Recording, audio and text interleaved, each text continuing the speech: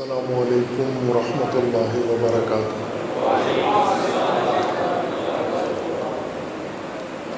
اعوذ باللہ من الشیطان الرجیم، بسم اللہ الرحمن الرحیم۔ اللہم وفقنا لما تحب وترضى واجعل عاقبۃ امورنا خیرا ولا تکلنا الی انفسنا طرفۃ عین ابدا۔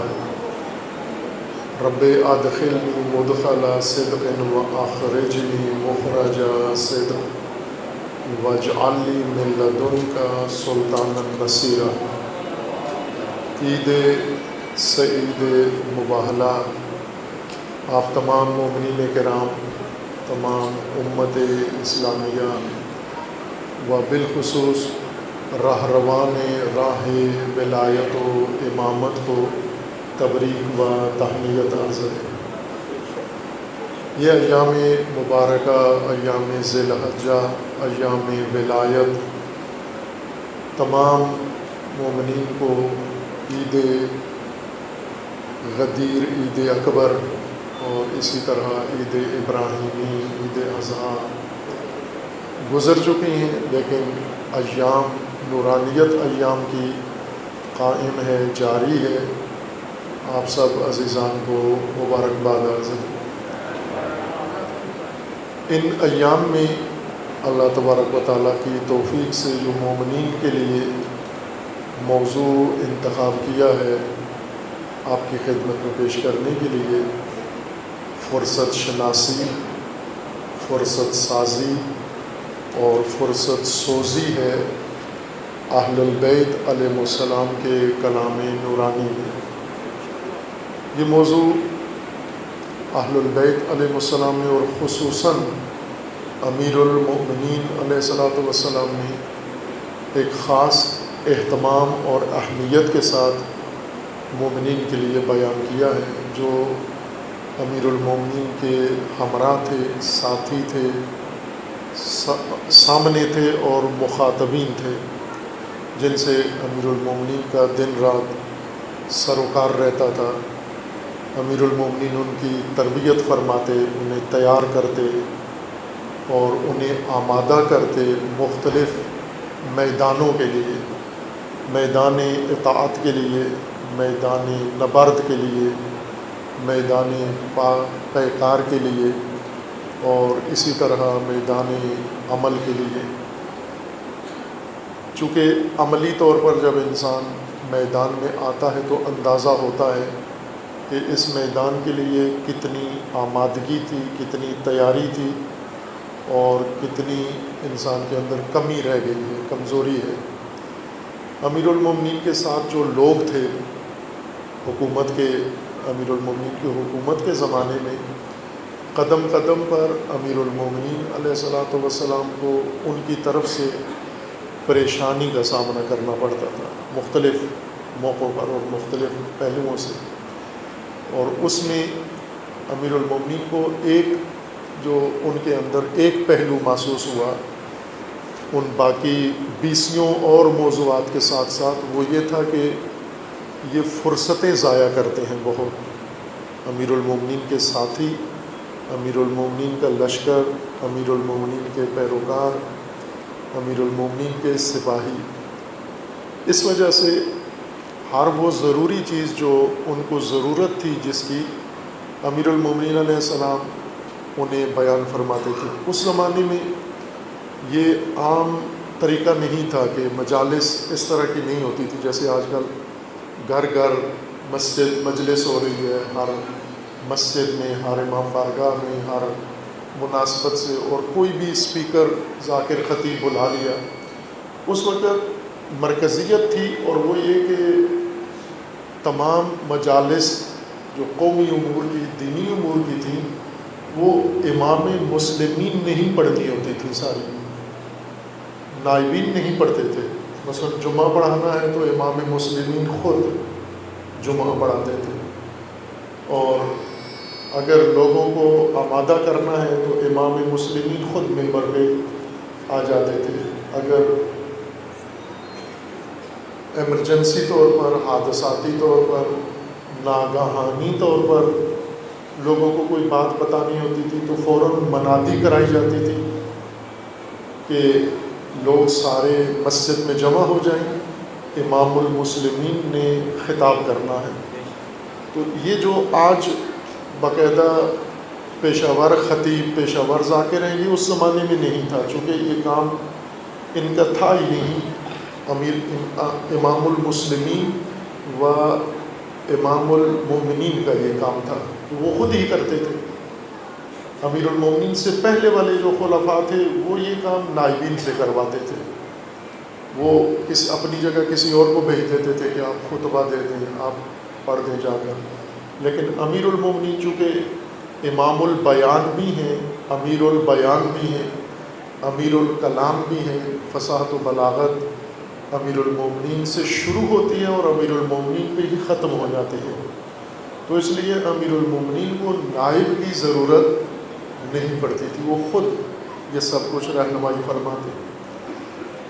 اپنے پیروکاروں کے اندر جس چیز کو ضروری سمجھتے کہ اس وقت ان کی اس چیز کی ضرورت ہے، تو وہ اسی کو ان کے سامنے بیان فرماتے اور انہیں متوجہ فرماتے کہ آپ اپنے اندر یہ کمزوری دور کریں، یہ پہلو اپنے اندر ایجاد کریں۔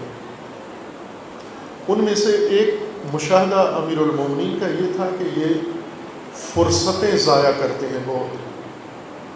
فرصت اردو میں اور پنجابی میں ویلے ہونے کو کہتے ہیں۔ جب آدمی ویلا ہو تو کہتے ہیں بڑی فرصت ہے ہمارے پاس، یعنی کام کوئی بھی نہیں ہے، مصروفیت کوئی بھی نہیں ہے، ذمہ داری کوئی بھی نہیں ہے، بالکل فارغ ہوں، کوئی نہ گھر کا کام ہے، نہ کاروبار ہے، نہ دفتر جانا ہے، بالکل میں اس وقت آمادہ ہوں، ہم ویلا ہوں۔ تو عربی میں چونکہ یہ لفظ اردو نہیں ہے، عربی کا لفظ ہے، عربی میں فرصت ویلے کو نہیں کہتے، فارغ کو نہیں کہتے، بلکہ عربی زبان میں فرصت موقع کو کہتے ہیں، مناسب موقع، وہ موقع کام کا جس کے اندر ساری خصوصیات پائی جاتی ہوں، وسائل موجود ہوں، اسباب موجود ہوں، شرائط ساری مہیا ہوں، لوگ تیار ہوں، ہر چیز آمادہ ہو، موقع ہو مناسب۔ اس مناسب موقع کو عربی زبان میں فرصت کہتے ہیں۔ بس عربی اور اردو معنی میں بہت فرق ہے۔ لاہور والے کہتے ہیں فرصت ہی نہیں ہے میرے پاس، یعنی فارغ نہیں ہوں میں، مصروف ہوں بہت۔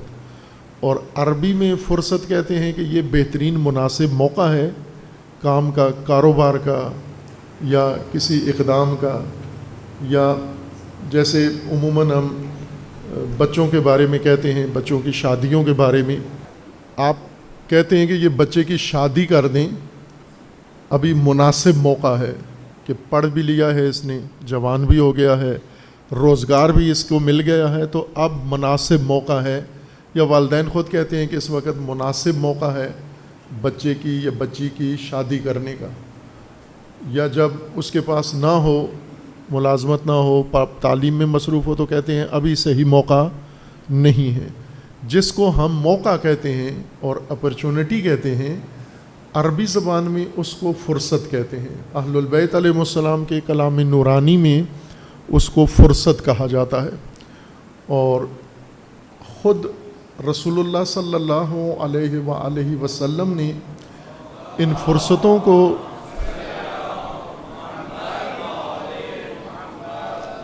فرصتوں کو بتایا ہے، پہچانوایا ہے، اور فرصتوں سے فائدہ اٹھانے کی ترغیب دلائی ہے۔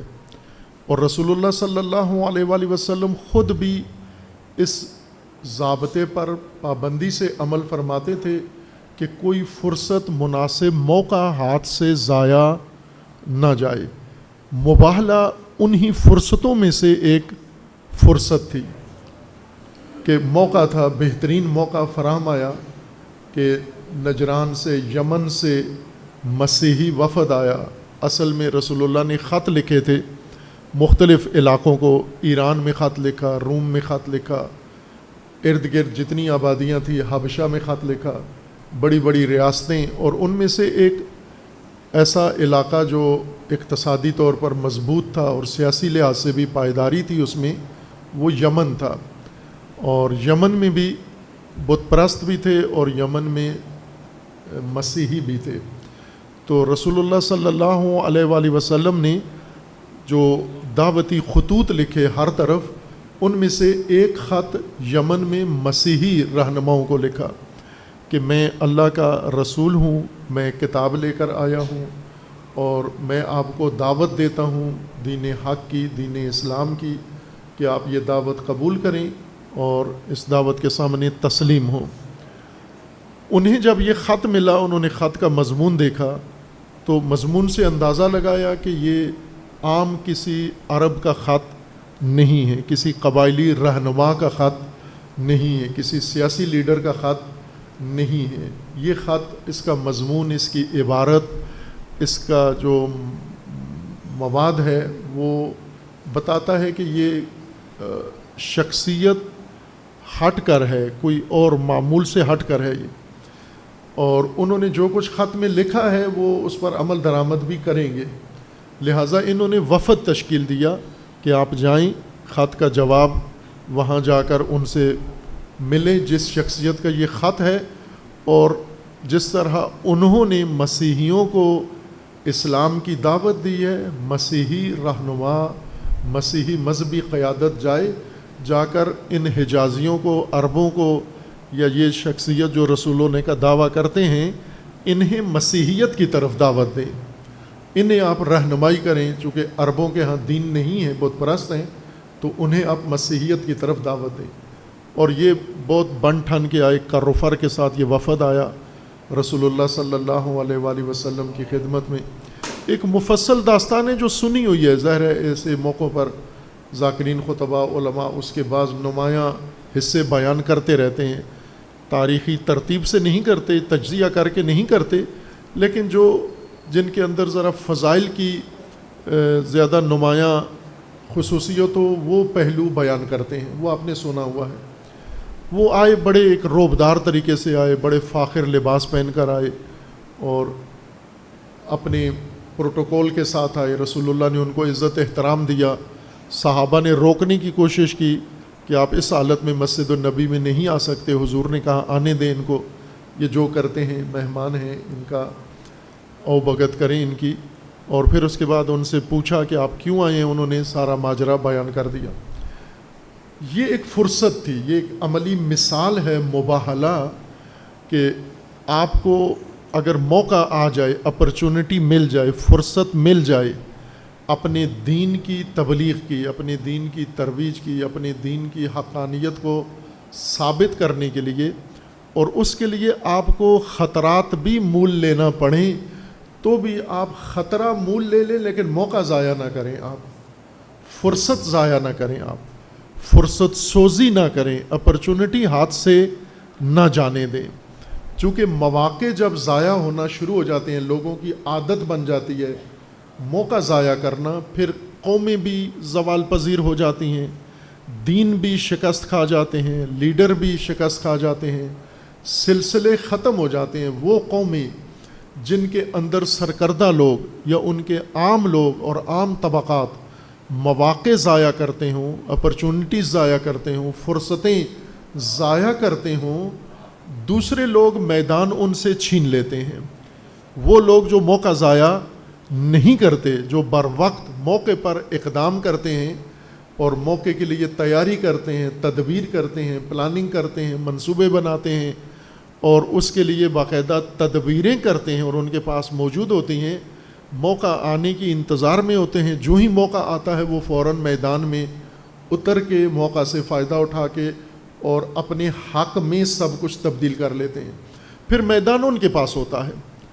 اور یہ رسول اللہ صلی اللہ علیہ وآلہ وسلم کو اللہ تبارک و تعالیٰ کی طرف سے یہ ہدایت و رہنمائی موجود تھی کہ آپ کو اللہ کی طرف سے بھی مواقع ملیں گے، آپ کو حالات کی وجہ سے بھی مواقع ملیں گے، اور آپ کو مخالفین کے حماقتوں کی وجہ سے بھی مواقع بہت سارے ملیں گے آپ کو.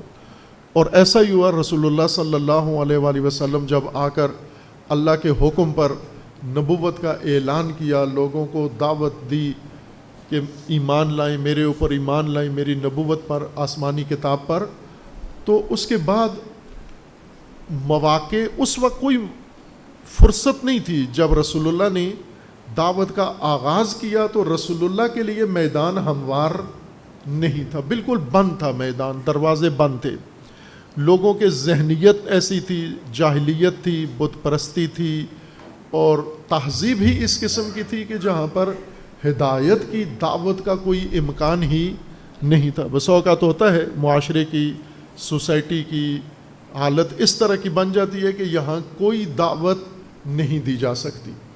اور یہ سماج شناسی میں, قومیات میں اور سوشیالوجی میں بہت اہم موضوع ہے کہ آپ کو ایسا میدان ملے جو آمادہ نہیں ہے, جہاں پر ایک عام سی مثال, دنیاوی مثال ہے آج, اب تو اس کے اوپر فلمیں بنی ہوئی ہیں, کہانیاں لکھی ہوئی ہیں, ناول لکھے ہوئے ہیں کہ امریکیوں نے, یہ یورپیوں نے, گوروں نے جب امریکہ پر قبضہ کیا, امریکی سرزمین پر 250 سال پہلے انہوں نے قبضہ کیا. 250 سال کل عمر ہے امریکہ کی.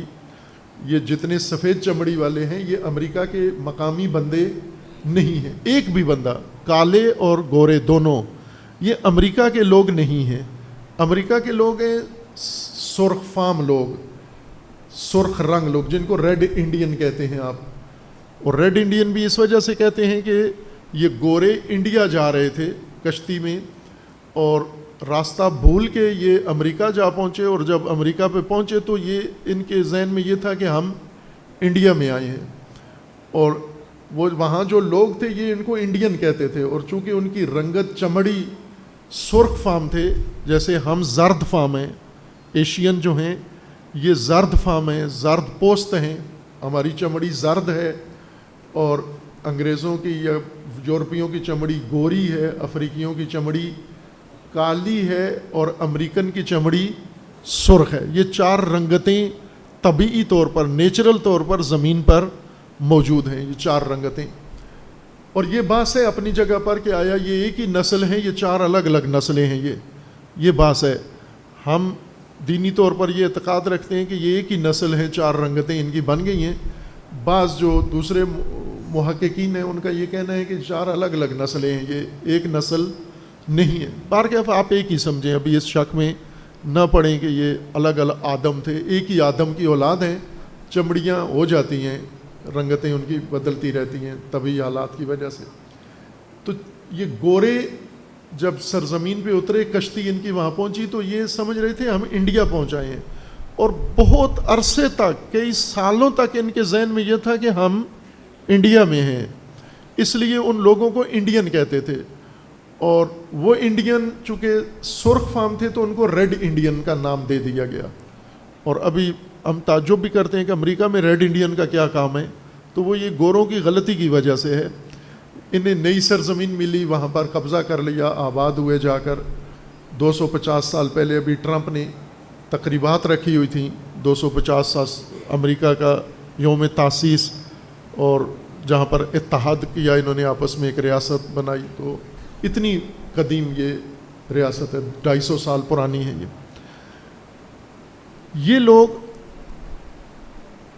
جب وہاں پر پہنچے تو انہوں نے قبضہ کر لیا, وہاں پر قبضہ کر کے اس کے اوپر اپنا نظام ٹھونس دیا, مارا پیٹا, ظلم کیا, تشدد کیا, وہ نسل ہی ساری مٹا دی. اتنی مٹا دی کہ آج ہمارے ذہن میں یہ ہے کہ امریکہ ہے ہی گوروں کی سرزمین ہے. یہ قابض لوگ ہیں, متجاوز لوگ ہیں. یہ فرصتیں جو اللہ تبارک و تعالیٰ کی طرف سے مختلف مواقع پر پیش آتی ہیں, رسول اللہ صلی اللہ علیہ وآلہ وسلم کے زمانے میں فرصتیں پیش آئیں. آج تک یہ سلسلہ قانون اللہ کا ایک ہی ہے کہ آپ کسی زمانے میں کسی سرزمین میں جاتے ہو, اس سرزمین میں جب جا کر پیغام جو لے کر جاتے ہیں, دعوت لے کر جاتے ہیں, دین لے کر جاتے ہیں, مکمل طور پر وہ تہذیب کے دروازے اس دعوت پر بند ہیں. رسول اللہ جس سرزمین پہ مبعوث ہوئے, حجاز پر, تو فرصت نہیں تھی, موقع نہیں تھا, یعنی اسباب, وسائل دین کے, اطاعت کے, اللہ کے نظام کے وہاں فراہم نہیں تھے.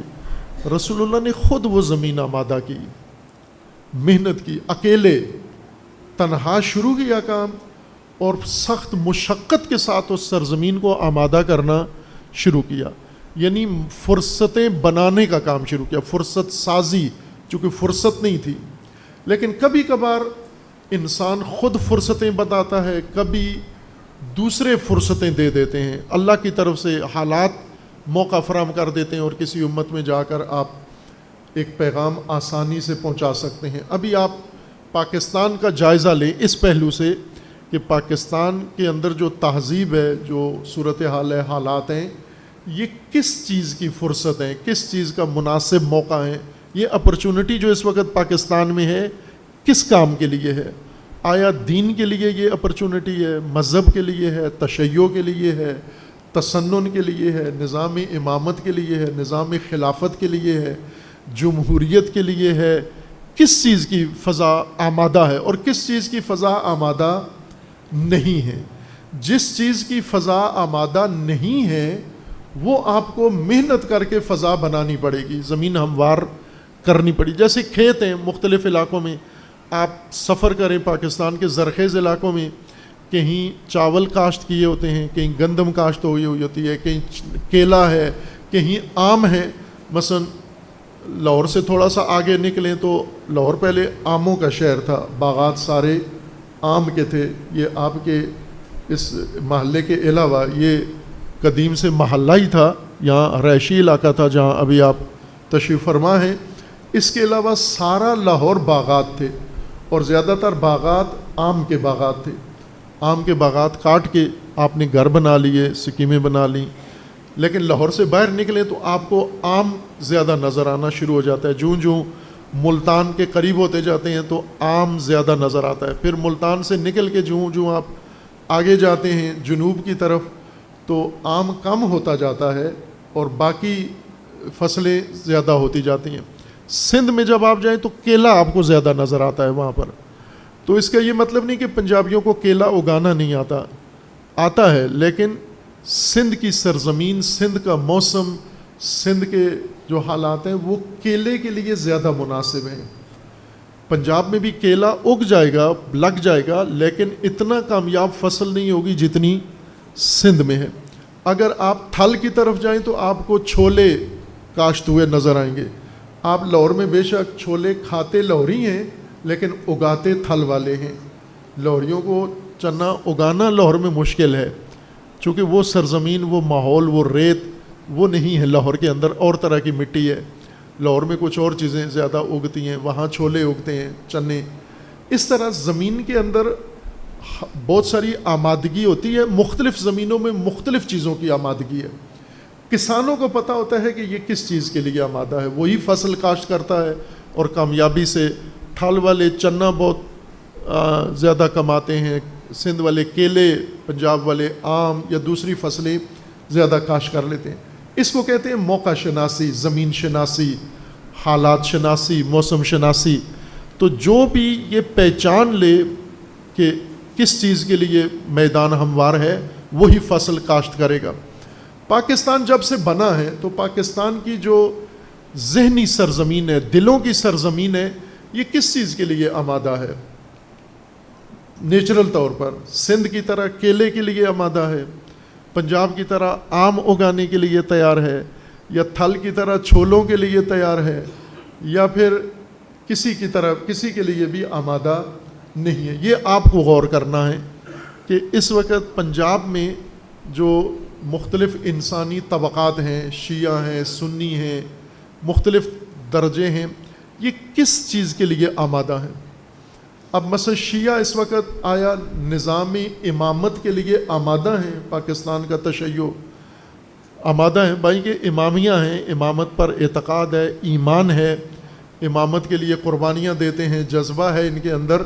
لیکن نظام امامت کے لیے، نظام ولایت کے لیے آیا یہ سرزمین آمادہ ہے یا آمادہ نہیں ہے؟ مرحوم ڈاکٹر اسرار احمد جو معروف ہیں، آپ جانتے بھی ہیں، وہ سنیوں میں نظام خلافت قائم کرنے کے لیے ساری عمر انہوں نے لگا دی، لیکن کوئی دیوبندی بھی تیار نہیں کر سکے نظام خلافت کے لیے.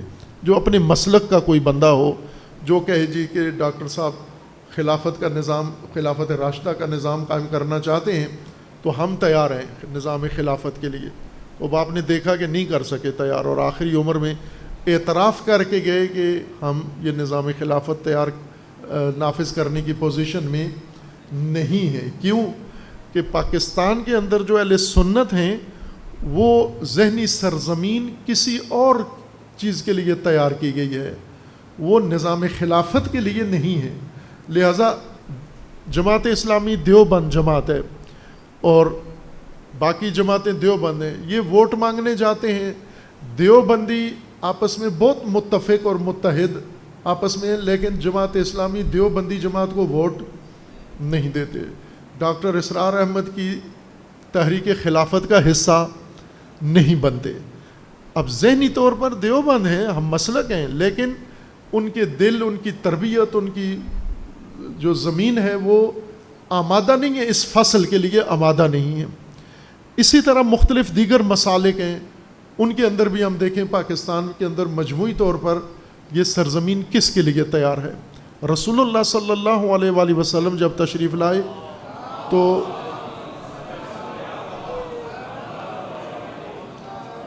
سرزمین حجاز کس چیز کے لیے نیچرل طور پر تیار تھی؟ ہر چیز کے لیے تیار تھی سوائے اللہ کے نظام کے، اس میں 1% بھی آمادگی اور تیاری نہیں تھی۔ یہ محنت باغبان نے خود کی، یہ زمین باغبان نے خود تیار کی، محنت کی اور سختیاں جھیلیں، دن رات ایک کر کے ان لوگوں میں فصل کاشت کی، بیج کاشت کیا، لیکن مکہ سنگلاخ تھا، سنگ دل لوگ تھے، اور سنگ دلوں میں بہت گنے چنے انگوش شمار لوگ تیار ہوئے، اور اللہ تعالیٰ نے حکم دیا کہ باقی ماندہ عمر بھی اگر مکہ میں ہی گزار دی آپ نے تو 6-7 اور تیار ہو جائیں گے، 10-20 اور تیار ہو جائیں گے، لیکن اللہ کا نظام یہاں مکہ میں قائم نہیں ہوگا۔ اس لیے آپ سرزمین تبدیل کریں، ایک اور سرزمین کی طرف جائیں کہ جو نیچرل طور پر اس سے بہتر ہے۔ مٹی نہیں، لوگوں کے دل، لوگوں کے ذہن، لوگوں کی آمادگی مختلف ہے، اگرچہ وہ بھی بت پرست ہیں، اور وہ یثرب ہے، تھوڑے فاصلے کے اوپر وہاں یثرب ہے، اور اس میں آپ چلے جائیں۔ رسول اللہ وہاں تشریف لے گئے، اور جو مکہ میں کام ناممکن تھا وہ مدینہ میں ممکن ہو گیا۔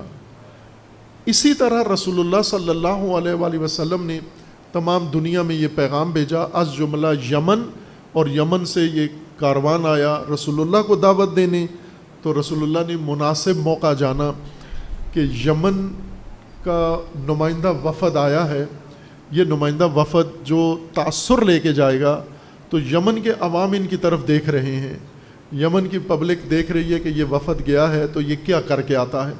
لہٰذا رسول اللہ صلی اللہ علیہ وآلہ وسلم نے اس وفد کی آمد کو غنیمت جانا، اپنے لیے فرصت کو غنیمت جانا، اور ظاہر تبلیغ سے بات شروع ہوئی لیکن تبلیغ کا اثر نہیں ہوا۔ پھر تبلیغ سے بات پہنچ گئی، یعنی دعوت، آغاز دعوت سے ہوا، دعوت کا انہوں نے اثر نہیں لیا تو بات جدال پہ پہنچائی، مناظرے پہ پہنچائی۔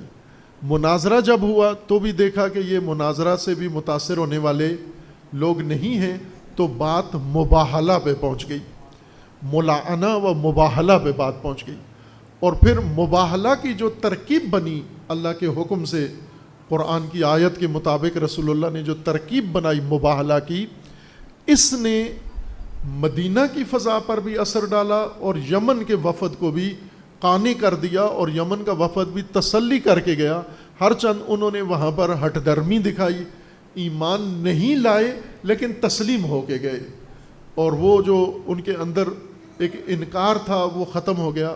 تو رسول اللہ نے ہر موقع اس سے فائدہ اٹھایا، مکہ میں کوئی موقع ہاتھ سے جانے نہیں دیا، موقع شناسی کی۔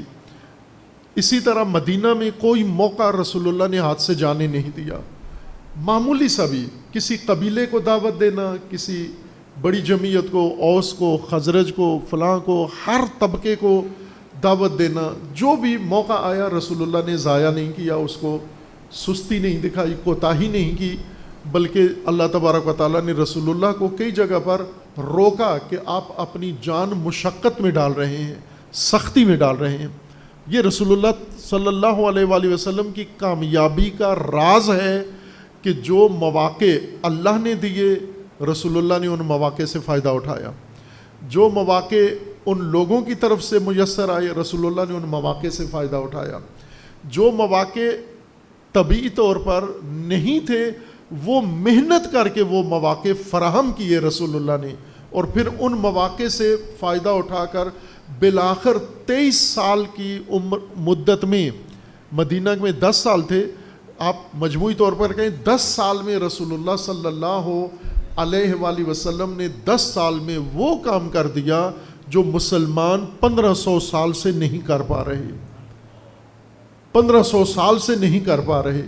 امامت والے امامت نہیں قائم کر سکے، خلافت والے خلافت نہیں قائم کر سکے، اور دونوں نہ خلافت کے تحت زندگی گزار رہے ہیں نہ امامت والے امامت کے تحت، دونوں یا پادشاہوں کے نیچے یا طاغوتوں کے تحت یا سلاطین کے تحت یا جمہوریت کے تحت۔ بالآخر جو بھی ہے وہ کام جو رسول اللہ نے 10 سال میں کیا یہ 10 صدیوں میں بھی نہیں کر سکے، 15 صدیوں میں نہیں کر سکے۔ کیوں نہیں کر سکے؟ یہ بہت اہم سوال ہے، شیعہ سے بھی اور سنی سے بھی۔ شیعہ سے یہ سوال ہے کہ آپ امامت کے قائل ہو، غدیر کے قائل ہو، مباہلہ کے قائل ہو، تو یہ غدیر کا جو نظام ہے یہ 1500 سال سے جہاں جہاں شیعہ آباد ہیں وہاں قائم کیوں نہیں ہے؟ 1500 سال سے 15 صدیاں ہونے کو ہے نا، کیوں قائم نہیں ہے؟ وجہ تلاش کرو۔ ایک وجہ جو امیر المومنین علیہ السلام نے خود بیان فرمائی، رسول اللہ نے بیان فرمائی اور قرآن میں اللہ تعالیٰ نے بیان فرمائی، وہ یہ ہے کہ اس نظام کے قیام کی فرصتیں ہوتی ہیں، مواقع ہوتے ہیں، ان مواقع کو ضائع کرنا یہ سب سے بڑی وجہ ہے کہ نظام غدیر اعلان ہوا لیکن نظام غدیر برپا نہیں ہوا، چونکہ جو موقع تھے غدیر کے نظام کے نفاذ کے وہ تمام مواقع ضائع کیے، اور تاریخ میں بہت موقع آئے، ہر نسل کو موقع ملا۔ امیر المومنین علیہ السلام کی حیات میں موقع ملا، امیر المومنین کو جب خلافت ملی، حکومت ملی، تو اب غدیر کا نظام نافذ کرنے کا موقع ملا، آلات نے یہ موقع فراہم کر دیا، امیر المومنین نے زبان سنبھال لی۔ لیکن جب امیر المومنین کوفہ پہنچے، دارالخلافہ کوفہ منتقل کیا، ایک تو مخالفین پیدا ہو گئے، مسلمانوں کے اندر سے ہی مخالف پیدا ہو گئے کہ ہم یہ نظام قبول نہیں کرتے، ہمیں سارے خلیفہ کے طور پر قبول ہیں، امیر المومنین قبول نہیں ہے، لہٰذا فتنے شروع کر دیے۔ 3 جنگیں خونریز امیر المومنین کے خلاف لڑی گئیں، اور پھر اس کے بعد اب یہ تو مخالف طبقہ تھا، جنگ جمل جنہوں نے لڑی، جنگ صفین، جنگ نہروان، یہ تو مخالفین تھے، ظاہر ہے امیر المومنین کے نظام کے منکر ہو گئے، مخالف ہو گئے، دشمن ہو گئے۔ لیکن جو کوفہ میں تھے یہ تو امیر المومنین کے ساتھی ہیں، یہ تو قبول کرتے ہیں امیر المومنین کو۔ اب ان کے بارے میں امیر المومنین کا یہ شکوہ ہے کہ آپ اگرچہ انتخاب درست ہے، آپ کا چناؤ ٹھیک ہے، آپ کا، آپ میرے ساتھ ہو، میں تمہارا امام ہوں، امام حق ہوں، لیکن موقع ضائع کرتے ہو، ہر موقع ضائع کر دیتے ہو اور میری تدبیر کو ناکام بنا دیتے ہو۔ اگر فقط کوفہ والے، اکثریت ایک امیر المومنین سے کٹ گئے، دشمن ہو گئے، مخالف ہو گئے، کچھ خاموش ہو گئے، کچھ مقابلے میں آ گئے، امیر المومنین کو اس کی پرواہ نہیں تھی۔ یہی جو ساتھی ہیں، ساتھ ہیں، اگر یہ امیر المومنین کے مسلک پر قائم رہیں یہ کافی ہیں، سب کو تسلیم کروایا جا سکتا ہے، سب کو مغلوب کیا جا سکتا ہے، اور باقی دنیا پر بھی نظام امامت لاگو کیا جا سکتا ہے اگر یہ کوفہ کی جمعیت امیر المومنین کے ساتھ شامل ہو جائے اور امیر المومنین کی تدبیر کے مطابق عمل کرے۔ اور امیر المومنین کو شکوہ یہ تھا کہ آپ فرصتیں ضائع کرتے ہو، اور اس وجہ سے امیر المومنین نے فرمایا کہ یہ حکومت جو ابھی میرے پاس ہے اور آپ کے پاس یعنی کوفیوں کے پاس ہے، یہ عنقریب آپ کے ہاتھ سے نکلنے والی ہے۔ نہج البلاغہ خطبہ نمبر 25 میں امیر المومنین نے فرمایا واللہ لأظن ان ہؤلاء القوم سیدالون منکم، اللہ کی قسم کھا کر میں کہتا ہوں مجھے یقین ہے کہ یہ قوم شامی عنقریب تم سے حکومت لے لیں گے، چھین لیں گے یہ، اور چھین لی آخر میں۔ امام حسن علیہ السلام کا جب دور آیا تو شامیوں نے وہ حکومت کوفیوں سے لے لی. کیوں لے لی؟ اسی خطبہ میں امیر المومنین فرماتے ہیں کہ 4 خصوصیات کوفیوں میں ہیں، 4 خصوصیات شامیوں میں ہیں. کوفیوں کی 4 خصوصیات یہ ہیں کہ ان کا امام حق ہے لیکن یہ اس کی اطاعت نہیں کرتے، اور شامیوں کی خصوصیت یہ ہے کہ ان کا امام باطل ہے لیکن یہ اس کی اطاعت کرتے ہیں، فرمان بردار ہے اس کے. دوسری یہ خصوصیت ہے کہ کوفی حق پر ہیں اور ان میں تفرقہ ہے، اتحاد نہیں ہے، وحدت نہیں ہے، اور شامی باطل پر ہیں لیکن باطل پر ان میں اتفاق ہے اور اتحاد ہے. تیسری خصوصیت یہ ہے کہ یہ کوفی حق پر ہیں لیکن امانت دار نہیں ہیں، انہیں امانت جو دی جائے یہ امانت میں خیانت کر دیتے ہیں. اور امیر المومنین نے مثال بھی دی کہ ان کو میں اگر مٹی کا کوزہ امانت کے طور پر دوں تو یہ کنڈا توڑ کے واپس کرتے ہیں، امانت کو صحیح سالم واپس نہیں کرتے. اور چوتھی خصوصیت یہ ہے کہ کوفی حق پر ہیں لیکن ان کے مراکز ویران ہیں، ان کی مسجدیں ویران ہیں، ان کے شہر ویران ہیں، ان کے کھیت ویران ہیں، اور وہ باطل پر ہیں لیکن ان کے مراکز آباد ہیں. تو کامیاب کون ہوتا ہے؟ کامیاب وہ نہیں ہوتا جو حق پر ہو، کامیاب وہ ہوتا ہے جو جس میں اتحاد ہو، کامیاب وہ ہوتا ہے جس میں تفرقہ نہ ہو، کامیاب وہ ہوتا ہے جو اپنے لیڈر کی اطاعت کرے، کامیاب وہ ہوتا ہے جو امانت دار ہو، امانت میں خیانت نہ کرے، اور کامیاب وہ ہوتا ہے جو اپنے شہروں اور مراکز کو آباد کرے. اور یہ 4 خصوصیات فرمایا کہ کوفیوں میں نہیں ہیں، اس وجہ سے بہت جلدی یہ اقتدار تمہارے ہاتھ سے نکل جائے گا، اور امیر المومنین کی پیشگوئی کے مطابق وہ نکل گیا ہاتھ سے. اب دوبارہ کب ہاتھ آئے گا؟ نظام غدیر کب قائم ہوگا؟ جب یہ 4 صفات تمہارے اندر پیدا ہوں گی. ایک یہ تمہارے اندر اتحاد ہوگا، دوسرا تم اپنے رہبر کی اطاعت کرنے والے بنو گے، تیسرا تم امانت دار بنو گے، اور چوتھا تم اپنے مراکز اور تم اپنے شہروں کو آباد کرو گے. جب اپنی آبادیوں کو، اس وقت اقتدار وہاں سے نکل کر تمہارے پاس آ جائے گا. ان 4 خصوصیات کے ساتھ آتا ہے. یہ 4 خصوصیات اسی کو کہتے ہیں مواقع، اسی کو کہتے ہیں فرصتیں، اسی کو کہتے ہیں اپرچونٹیز. اللہ تبارک و تعالیٰ کا قانون ہے کہ اللہ مواقع ساری نسلوں کو دیتا ہے، ہر نسل کو اللہ نے موقع دینا ہے. یہ نہیں ہے کہ ایک نسل کو اللہ نے موقع دیا دوسری سے موقع چھین لیا اور حساب سب کا برابر ہے. اللہ ہم سے پوچھے گا نظام غدیر کیوں نافذ نہیں کیا؟ اللہ تبارک و تعالیٰ ایرانیوں سے پوچھے گا نظام غدیر کیوں نافذ نہیں کیا؟ اللہ تعالیٰ عراقیوں سے پوچھے گا کہ نظام غدیر کیوں نافذ نہیں کیا، نظام امامت کیوں نافذ نہیں کیا.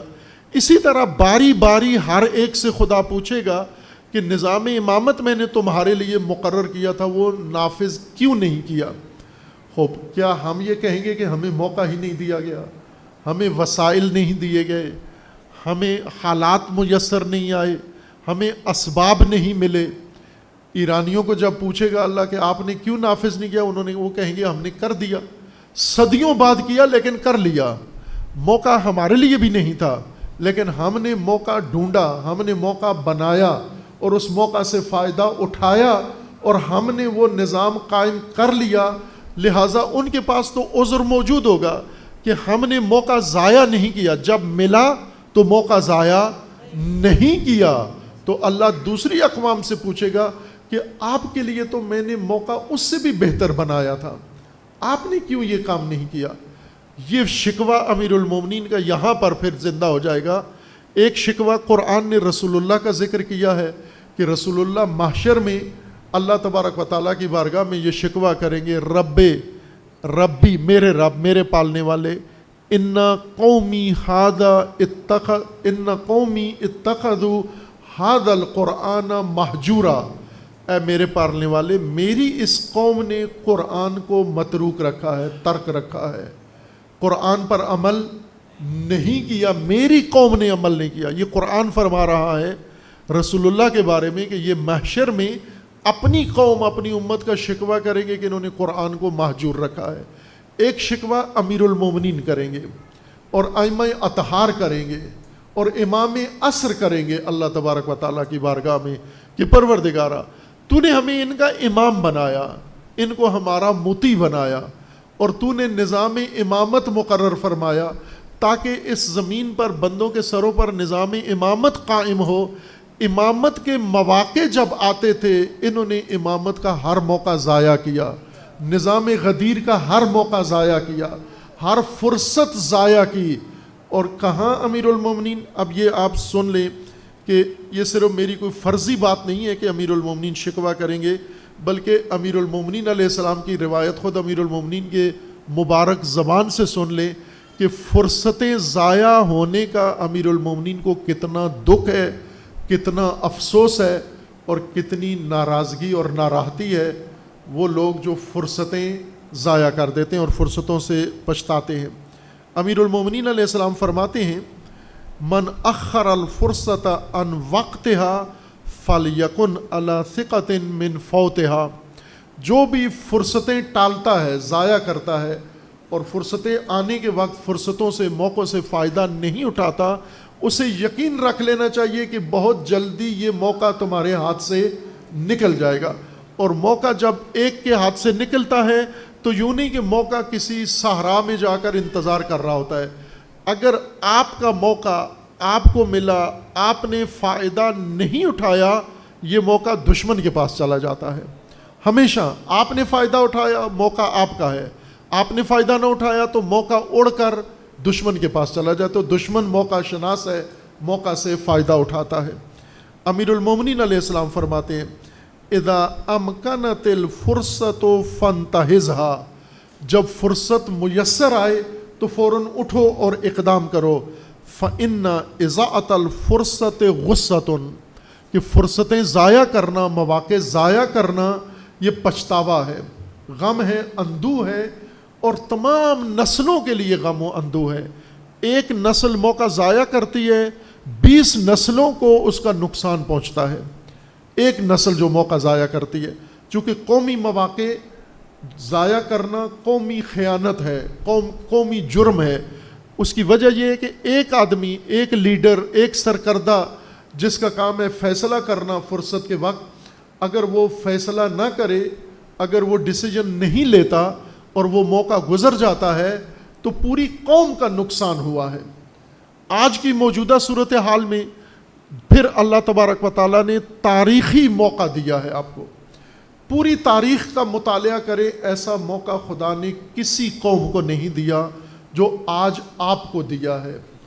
آج اہل لاہور کو دیا ہے، اہل پاکستان کو دیا ہے، آج جو اہل ایران کو دیا ہے، آج پوری دنیا کے مومنین و مسلمین کو اللہ تبارک و تعالیٰ نے جو موقع دیا ہے، یہ تاریخ بھر میں کسی قوم کے حصے میں نہیں آیا۔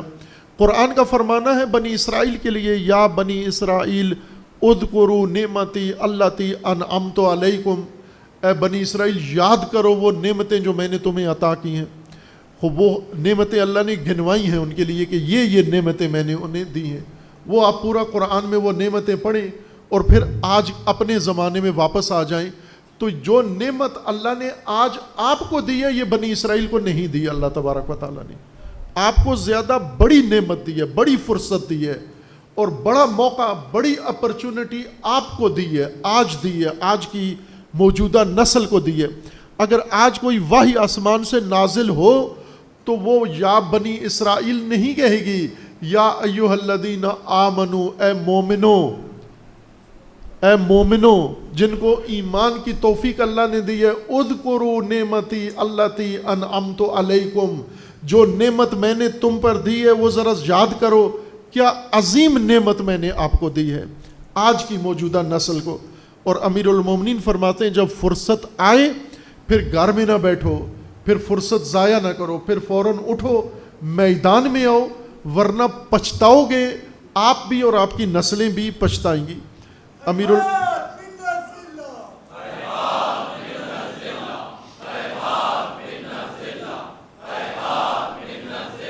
امیر المومنین علیہ السلام فرماتے ہیں بادر الفرصہ قبل ان تکون غصۃ، فرصت سے فائدہ اٹھاؤ، فرصت جب آئے تو مبادرت کرو. مبادرت کا میں نے پہلی گزشتہ مجالس جو اسی سلسلے کی ہوئی ہیں لاہور میں ان میں عرض کیا ہے. مبادرت کہتے ہیں چھوڑ چھاڑ کے فوراً امیجیٹلی جس کام میں لگے ہوئے اس کو وہیں چھوڑ دو. جیسے آپ کہتے ہو نا پانی ہاتھ میں ہے تو رکھ دو اور فوراً آ جاؤ. اور بعض اوقات ہم کرتے ہیں کسی کام میں مصروف ہوتے ہیں, بچہ گر گیا, حادثہ ہو گیا, بجلی کا حادثہ ہو گیا, سب کو چھوڑ چھاڑ کے ہم دوڑ پڑتے ہیں اس کام کی طرف. اس کو عربی میں بادر کہتے ہیں, مبادرت کہتے ہیں, چھوڑ چھاڑ کے فوراً دوڑ پڑنا کسی کام کی طرف. امیر المومنین فرماتے ہیں جب فرصتیں تمہیں ملیں تو بادرو, فرصت کو مبادرت کرو, فوراً سب کو چھوڑ چھاڑ کے دوڑ کے آؤ, چونکہ اگر فرصت ضائع ہو گئی تو پچھتاوا ہوگا. اشد الغصہ سے فوت الفرص, سب سے بڑا پچھتاوا قیامت میں, جہنم میں, محشر میں انسان کو یہ ہوگا کہ میں نے فرصتیں ضائع کی ہیں, مواقع ضائع کیے ہیں. اسی تعلیم میں امیر المومنین علیہ السلام ہی سے مروی یہ روایت ہے, افضل الرأی ما لم یفت الفرص ولم یورث الغصص. یہ حدیث ہے امیر المومنین علیہ السلام کی. اس کو میں آج آپ مومنین مسجد کشمیریاں موچی دروازہ میں آپ کی خدمت میں تشریح کرنا چاہتا ہوں. یہ مسجد بڑی تاریخی مسجد ہے اس وجہ سے کہ یہاں جو بزرگان گزرے ہیں جنہوں نے یہ مسجد آباد کی ہے, اللہ تبارک و تعالیٰ ان کی مغفرت فرمائے. ان میں سے آپ کے سابق جو امام یہاں گزرے ہیں ان کے آج برسی بھی ہے, حیدر علی موسوی رحمۃ اللہ علیہ, علامہ ان کی برسی ہے آج کی تاریخ میں وہ وفات پائے تھے. اس سے پہلے ان کے والد بزرگوار حضرت سید علی موسوی رحمۃ اللہ علیہ, اور اس سے پہلے ان کے والد بزرگوار سید حسن موسوی رحمۃ اللہ علیہ. یہ پربرکت خاندان, اور آج ان کے خلف صالح سید جواد موسوی حفظہ اللہ جو اس مسجد میں امامت کے فرائض انجام دے رہے ہیں.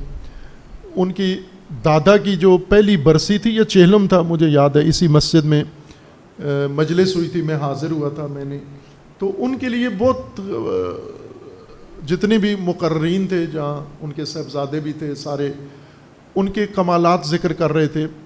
تو میں نے وہاں پر کہا کہ آپ ہر چیز کا ذکر کر رہے ہو, جو انہوں نے بڑا عظیم کام کیا ہے اور اس کی طرف اشارہ نہیں کر رہے, اور وہ یہ کہ انہوں نے, امام خمینی فرماتے تھے کہ مسجد سنگر اسلام است, اسلام کا مورچہ مسجد ہے, اور مورچے میں جو بیٹھا ہوتا ہے وہ مجاہد ہوتا ہے. فرنٹ لائن کا مورچہ مسجد ہے, اور مسجد میں جو مجاہد ہے وہ کمانڈر ہے. اس کو امامت کا درجہ اسلام نے دیا ہے. ہم اسے ملازم بنا کے رکھنا پسند کرتے ہیں, لیکن اللہ اسے ملازمت نہیں امام پسند کرتا ہے, امام دیکھنا چاہتا ہے. جو مسجد میں آگے کھڑا ہوتا ہے, امامت کراتا ہے, اللہ اسے لبادہ امامت پہنایا ہے. تو یہ جو خاندان ہے بزرگوار, اور ان کے خصوصاً والد دادا گرامی سید جواد موسوی صاحب کے سید علی موسوی رحمۃ اللہ, جن کی عظیم خدمات ہیں, لیکن سب سے عظیم خدمت ان کی یہ تھی کہ انہیں مواقع ملے بہت. مجھے علم ہے سید علی موسوی صاحب کو کتنے بڑے موقع ملے, کتنے بڑے بڑے مدرسے بنانے کا بھی موقع ملا, اور بنے ہوئے مدرسے چلانے کا بھی موقع ملا. انہیں تنظیمی قیادت بھی ملی, قومی قیادت بھی ملی. وہ شہید حسینی کے نائب صدر تھے, نائب تھے, اور شہید حسینی کے ساتھ انہوں نے پہلے نائب صدر, جب شہید حسینی کو قیادت ملی تو سید علی موسوی ان کے معاون کے طور پر ان کے ساتھ رہے اور بنیاد انہوں نے رکھی. خوب یہ مواقع تھے, یعنی اگر وہ کسی بھی لائن میں جاتے باصلاحیت تھے. آپ کو تو پتہ ہے, جو بزرگ ہیں انہیں پتہ ہے, جوانوں نے بھی میرے خیال میں دیکھا ہوگا, چونکہ بہت قدیم تاریخ نہیں ہے, چند سال ہوئے ہیں ان کی وفات کو, آپ کو علم ہوگا. بڑا ان کا مزاج بہت عالی تھا, تبلیغ بڑی اچھی تھی, سب کچھ انہوں نے قربان کر دیا اور مسجد محفوظ رکھی. انہوں نے سنگر محفوظ رکھا کہ سنگر نہیں چھوڑنا. مدرسہ, کوئی روایت نہیں ہے کہ مدرسہ سنگر اسلام ہے, روایت ہے کہ مسجد سنگر اسلام ہے. ایک عالم دین تھے جن کے پاس اسکول بھی تھا, مسجد بھی تھی, تو کچھ اختلاف پیدا ہوئے تو اب ایسا حالات بنے کہ انہیں یا مسجد رکھنی تھی یا اسکول رکھنا تھا. مجھ سے مشورہ کیا تو میں نے کہا کہ اگر مسجد اور اسکول میں کوئی رکھنی ہے تو وہ مسجد رکھ لو, اسکول چھوڑ دو. آپ مسجد آپ کے پاس ہوگی تو آپ ہر کام کر سکتے ہو, لیکن اسکول اگر آپ نے لے لیا مسجد چھوڑ کر تو اسکول سے بھی آپ کو نکال دیا جائے گا. اور پھر ایسا ہی ہوا, انہوں نے مسجد چھوڑ دی اور اسکول رکھا. چونکہ جو سپاہی, جو کمانڈر مورچہ چھوڑ کے دفتر میں آ کے بیٹھ جائے تو اس سے دفتر بھی چھین لیا جاتا ہے, لیکن جو سپاہی مورچے میں بیٹھا رہے اس کا دفتر بھی محفوظ ہوتا ہے, اس کی سرزمین بھی محفوظ ہوتی ہے, اس کا ملک بھی محفوظ ہوتا ہے. تو یہ انہوں نے یہ سنگر محفوظ رکھا اور خاندان پورا الحمدللہ آج یہ مسجد پر رونق, آج کی مجلس, آج شب مبالہ, آج عید مبالہ, اور ہر مسجد کشمیریہ لاہور کے فعال ترین اور پرجمعیت ترین اور آباد ترین دعائیں یہاں ہوتی ہیں, مناسک یہاں ہوتے ہیں, اعتکاف یہاں ہوتا ہے, مجالس یہاں ہوتی ہیں, عزاداری یہاں ہوتی ہے, اور انقلابی پیغام یہاں سے جاتا ہے. یہ اس کی سب سے بڑی خصوصیت ہے, اور ظاہر ہے کہ یہ ان بزرگوں کا کیا ہوا ہے. خوب عزیزان, امیر المومنین علیہ السلام فرماتے ہیں افضل الرأی ما لم یفت الفرس ولم یورث القصص. میں 2-3 حدیثیں اور بھی پڑھ دوں, چونکہ مجھے لگتا نہیں ہے بعد میں کوئی اور مجلس میں موقع ملے گا مجھے یہ پڑھنے کا. من غافص الفرس امن الغصص, جو فرصتیں محفوظ رکھتے ہیں, ضائع نہیں کرتے, یہ پچھتاوے سے محفوظ ہوتے ہیں. امیر المومنین فرماتے ہیں الصبر علی المزز یؤدی الی اصابت الفرصہ. اگر سختیوں پر انسان قائم رہے, پائیدار رہے, سختیوں سے نہ گھبرائے تو فرصتیں ہاتھ آ جاتی ہیں, فرصتیں انسان کو میسر آتی ہیں اگر سختیوں پر قائم رہے. الامور مرہونۃ باوقاتها, اللہ تبارک و تعالیٰ نے تمام معاملات وقت کے سپرد کیے ہوئے ہیں, اور وہ وقت جب آتا ہے تو متعلقہ کام اس وقت کے اندر انجام پاتا ہے, اس سے پہلے بھی نہیں ہوتا اور اس کے بعد بھی نہیں ہوتا. اور آخری حدیث اس میں ہے من الخرق المعاجلۃ قبل الامکان والاناءۃ بعد الفرصہ. امیر المومنین فرماتے ہیں کہ سب سے بڑی بے وقوفی, حماقت اور سفاہت یہ ہے کہ انسان وقت آنے سے پہلے کسی کام کے لیے اٹھ کھڑا ہو, جب اس کا وقت نہیں آیا, وقت سے پہلے اس کام کے لیے اٹھ کھڑا ہو, یہ حماقت ہے. اور وقت آنے پر خاموش بیٹھا رہے, گھر میں بیٹھا رہے, اقدام نہ کرے. جب وقت نہیں آیا تھا تو اس وقت یہ باہر نکل آیا, میدان میں آ گیا, اور جب وقت آیا تو یہ گھر جا بیٹھا جا کر. امیر المومنین فرماتے ہیں یہ احمق ہے, یہ نادان ہے, یہ بے وقوف انسان ہے. اس سے بڑی بے وقوفی کوئی اور نہیں ہو سکتی. جو پہلی حدیث میں نے اس فصل کی پڑھی ہے افضل الرأی ما لم یفت الفرس ولم یورث القصص, سب سے اہم رائے, فیصلہ, سوچ, تصور, سب سے بہترین تصور, سب سے بہترین سوچ, سب سے بہترین فیصلہ اور رائے وہ ہے جس کے نتیجے میں فرصتیں ضائع نہ ہوں. جس سوچ سے, جس نظریے سے فرصتیں ضائع ہوتی ہیں وہ انسان کے لیے بدترین نظریہ ہے. اس نقطے کو ذرا دھیان سے سنیں, غور سے سنیں آپ مومنین, اور جو سن رہے ہیں, نیٹ پہ سن رہے ہیں یا سنیں گے, ان سے بھی میری یہ درخواست ہے کہ اس حدیث کو, امیر المومنین علیہ السلام کی اس حدیث پہ بہت غور فرمائیں. یہ حدیث ہے میزان الحکمہ جلد 8, یہ ہے باب فا, چونکہ حروف تاجی کے اعتبار سے یہ کتاب لکھی گئی ہے, اردو میں ترجمہ ہوئی ہے اور اچھا ترجمہ ہے اردو والا, آپ خرید کے میزان الحکمہ پڑھ سکتے ہیں. اس میں باب الفا میں باب الفرصہ عنوان ہے فصل کا, اس کے اندر یہ حدیث ہے. حدیث کا نمبر جو انہوں نے دیا ہوا ہے وہ 15,806 نمبر حدیث ہے اس کی ترتیب کے لحاظ سے. افضل الرائے ما لم یفت الفرس ولم یورث القصص, صاحب رائے لوگ جہاں موجود ہوں، کہ یہ بھی ایک بڑا مسئلہ ہے کہ نظام امامت میں صاحب رائے لوگوں کی ضرورت ہوتی ہے یا صاحب اطاعت کی ضرورت ہوتی ہے۔ جمہوریت میں لوگ حاکم ہیں، لوگوں کی حکومت، لوگوں کا قانون، لوگوں کا نظام، لوگوں کا اختیار، یہ جمہوریت کا معنی کرتے ہیں۔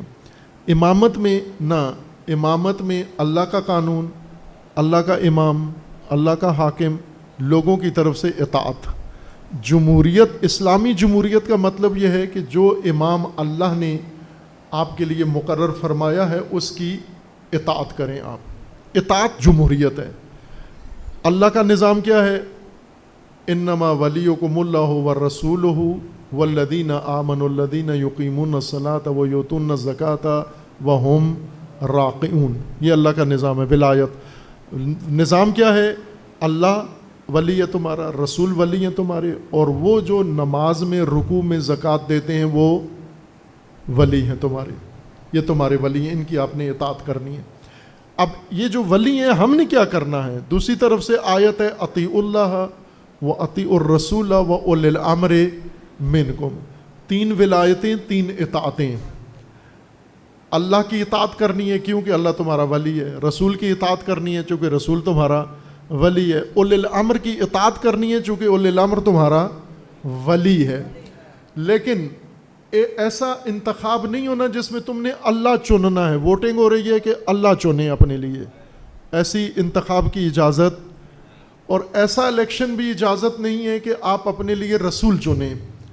کئی لوگ کینڈیڈیٹ ہوں کہ ہم رسول بننا چاہتے ہیں، لوگ ہمیں ووٹ دیں، جس کے زیادہ ووٹ ہوں گے وہ لوگوں کا رسول ہوگا۔ ایسے الیکشن کی اجازت نہیں ہے۔ جس نے ایسا الیکشن کروایا، کیا، کھڑا ہوا، ووٹ دیا، کلہم فی النار، سارے کے سارے جہنمی ہیں۔ تو جب اللہ کے لیے ولی اللہ نے مقرر کر دیا، اللہ انما ولیکم اللہ، اللہ تمہارا ولی ہے، فقط اللہ تمہارا ولی ہے۔ انما یعنی فقط، محض، فقط اللہ تمہارا ولی ہے۔ اللہ ولی ہے، رسول ولی ہے، اور مومن جو رکوع میں زکوٰۃ میں دیتا ہے وہ ولی ہے۔ تو ولایت فقط ان تین کے اندر منحصر ہے۔ اللہ ولی ہے تمہارا، اطیعوا اللہ، تم نے صرف اطاعت کرنی ہے، اللہ چننا نہیں ہے، اللہ کو ولی مان کر اطاعت کرنی ہے۔ رسول چننا نہیں ہے، رسول کی اطاعت کرنی ہے۔ اسی طرح اولی الامر چننا نہیں ہے، اور اولی الامر کو ماننا ہے، اس کی اطاعت کرنی ہے۔ اطیعوا اللہ و اطیعوا الرسول و اولی الامر منکم۔ اب جمہوریت میں ہم نے اطاعت کرنی ہے، اللہ نے ولی بنانا ہے اور ہم نے اس ولی کی اطاعت کرنی ہے۔ یہ کل خلاصہ ہے اللہ کے نظام کا، کہ یہ ولایت تمہارا نظام ہے، اطاعت تمہارا فریضہ ہے، یہ اطاعت تمہارا فریضہ ہے۔ لیکن امام ہو، مثلا اللہ کی ذات ہو، اللہ ولی ہے، اور ولی کے اوپر ایمان لائیں، مومنین ہیں جو اللہ پر ایمان لائے ہیں، لیکن یہ مومنین جو اللہ پر ایمان لائے ہیں یہ صاحب رائے ہیں، پڑھے لکھے مومنین ہیں، بہت تعلیم ہے، دینی تعلیم ہے، دنیاوی تعلیم ہے۔ دینی تعلیم میں یہ مجتہد بن گئے ہیں پڑھ پڑھ کے، اور دنیاوی تعلیم میں ڈاکٹر بن گئے ہیں، اسکالر بن گئے ہیں پڑھ پڑھ کے۔ یہ اب جب انسان بہت پڑھ جاتا ہے، خود صاحب رائے بن جاتا ہے، تو یہ اب اللہ پر ایمان رکھتا ہے، اور اللہ نے اس کو دستور دیے ہیں، لیکن یہ خود صاحب رائے ہے۔ یہ اللہ کے نظام میں کہتا ہے، اللہ قرآن میں یہ فرما رہا ہے، لیکن میری یہ رائے ہے کہ اس دور میں آج کے مسلمان کو یہ کرنا چاہیے۔ صاحب رائے آ گیا۔ رسول اللہ ولی ہیں، ان کی اطاعت کرنی ہے، لیکن رسول اللہ کو جو پیروکار ملا وہ صاحب رائے ہے۔ ایک بات جو ہم نے پہلے کی ہے کہ امیر المومنین کی زیادہ مشکلات کیوں تھیں اور رسول اللہ کی مشکلات کم تھیں۔ رسول اللہ نے 10 سال میں زیرو سے نظام بنا کر، قائم کر کے، کامیابی سے چلا کے دکھایا۔ امیر المومنین کو بنا ہوا نظام ملا، لیکن وہ صحیح طریقے سے چل نہیں پایا۔ امیر المومنین نے چلانا چاہا، بہت زور مارا، لیکن وہ صحیح طریقے سے چل نہیں پایا۔ وجہ کیا تھی؟ وجہ امیر المومنین نے خود بیان کر دی کہ رسول اللہ کے جو لوگ پیروکار تھے وہ صاحب رائے نہیں تھے، وہ صرف صاحب اطاعت تھے۔ رسول اللہ حکم دیتے، جو رسول اللہ حکم دیتے وہ فوراً اس پر عمل کر بیٹھتے. لیکن امیر المومنین کے ساتھی سارے صاحب رائے تھے، پڑھے لکھے لوگ تھے، اور امیر المومنین جب کوئی فیصلہ کرتے وہ الگ سے بیٹھ کر امیر المومنین کے فیصلے پر تبصرے کرتے کہ یہ کیا فیصلہ کر دیا امیر المومنین نے، جنگ کا فیصلہ کر دیا، جنگ مناسب نہیں ہے، صلح کا فیصلہ کر دیا، صلح مناسب نہیں ہے، گرمیوں میں یہ فیصلہ کر دیا، گرمی کیوں نہیں دیکھا، سردیوں میں یہ فیصلہ کر دیا. ان صاحب رائے لوگوں نے امیر المومنین کے لیے زیادہ مشکلات کھڑی کی ہیں. یہ ابھی اسی پروگرام کے لیے، مینار پاکستان پروگرام کے لیے کارکنوں کو رہنمائی کرتے ہوئے میں نے ان سے یہ کہا تھا کہ جتنے صاحب رائے ہیں وہ اس پروگرام کی فعالیت سے ہٹ جائیں، وہ الگ ایک شورا بنا لیں، کونسل بنا لیں، صاحب رائے لوگوں کی کونسل بنا لیں. لیکن جو خود اپنی رائے نہیں رکھتے یا رکھتے بھی ہیں لیکن اپنی رائے بند کریں، لاک کریں، اور اس وقت جو آپ کو کہا جائے گا پروگرام کے لیے وہ کام کریں.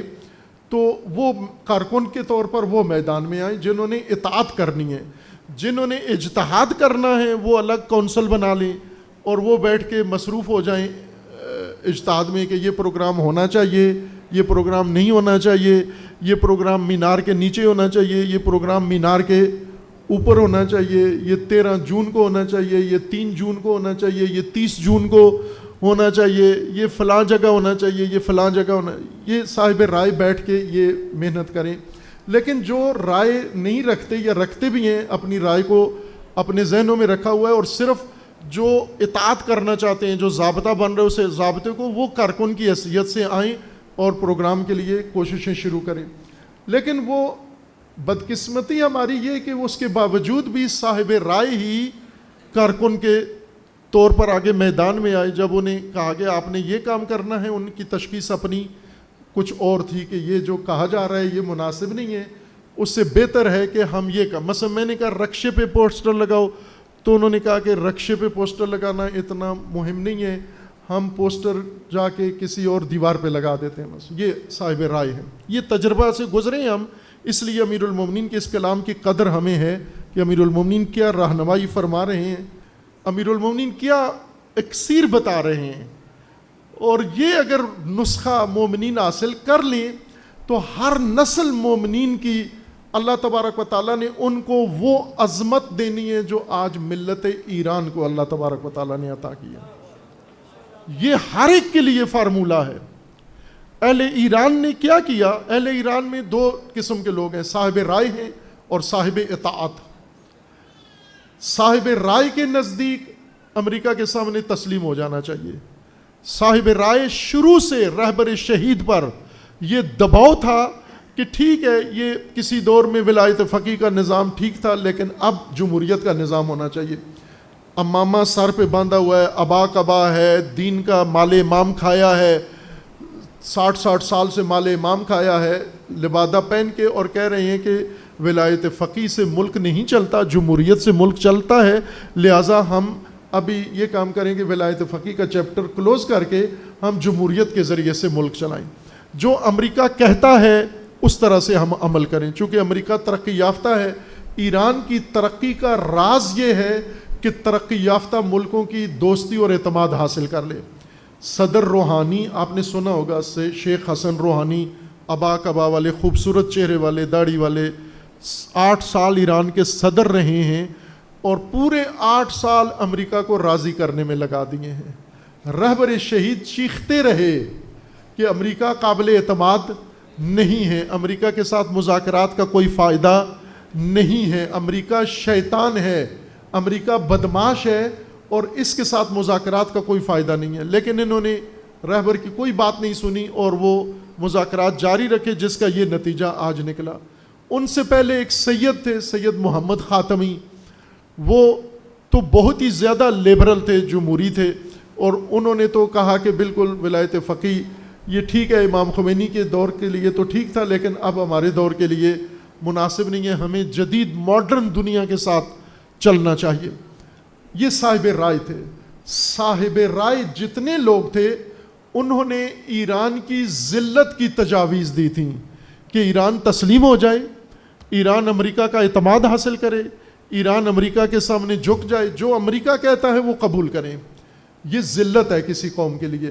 لیکن صاحبان اطاعت جن پر رہبر نے فرمایا تھا, رہبر بے حیثیت ولی امر, انہوں نے فرمایا تھا کہ راستہ مقاومت اور مزاحمت کا ہے, راستہ امام حسین کا راستہ ہے.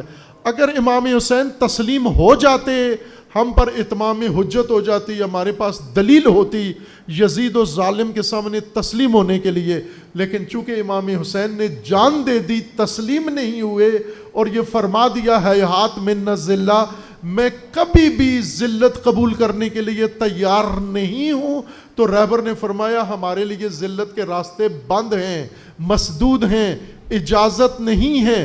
اگر عزت و ذلت کے دو راہے پر ہمیں کھڑا کیا گیا تو ہم عزت سے مر جائیں گے لیکن تسلیم نہیں ہوں گے. یہ عزت آج جو اللہ تبارک و تعالیٰ نے اس ملت کو عطا کی ہے, کس کے ذریعے؟ جنہوں نے رہبر کے فرمان کی اطاعت کی ہے. لیکن جو صاحب رائے تھے, صاحبان رائے تھے امام خمینی کے مقابلے میں, بڑے بڑے جید لوگ ابھی تک ہیں, ان کی رائے یہ تھی کہ ولایت فقیہ تو ثابت ہی نہیں ہے, اسلام میں نظام حکومت موجود ہی نہیں ہے. اسلام میں نظام حکومت کہاں سے آ گیا؟ خوب یہ جو رسول اللہ نے نظام حکومت قائم کیا یہ کیا تھا؟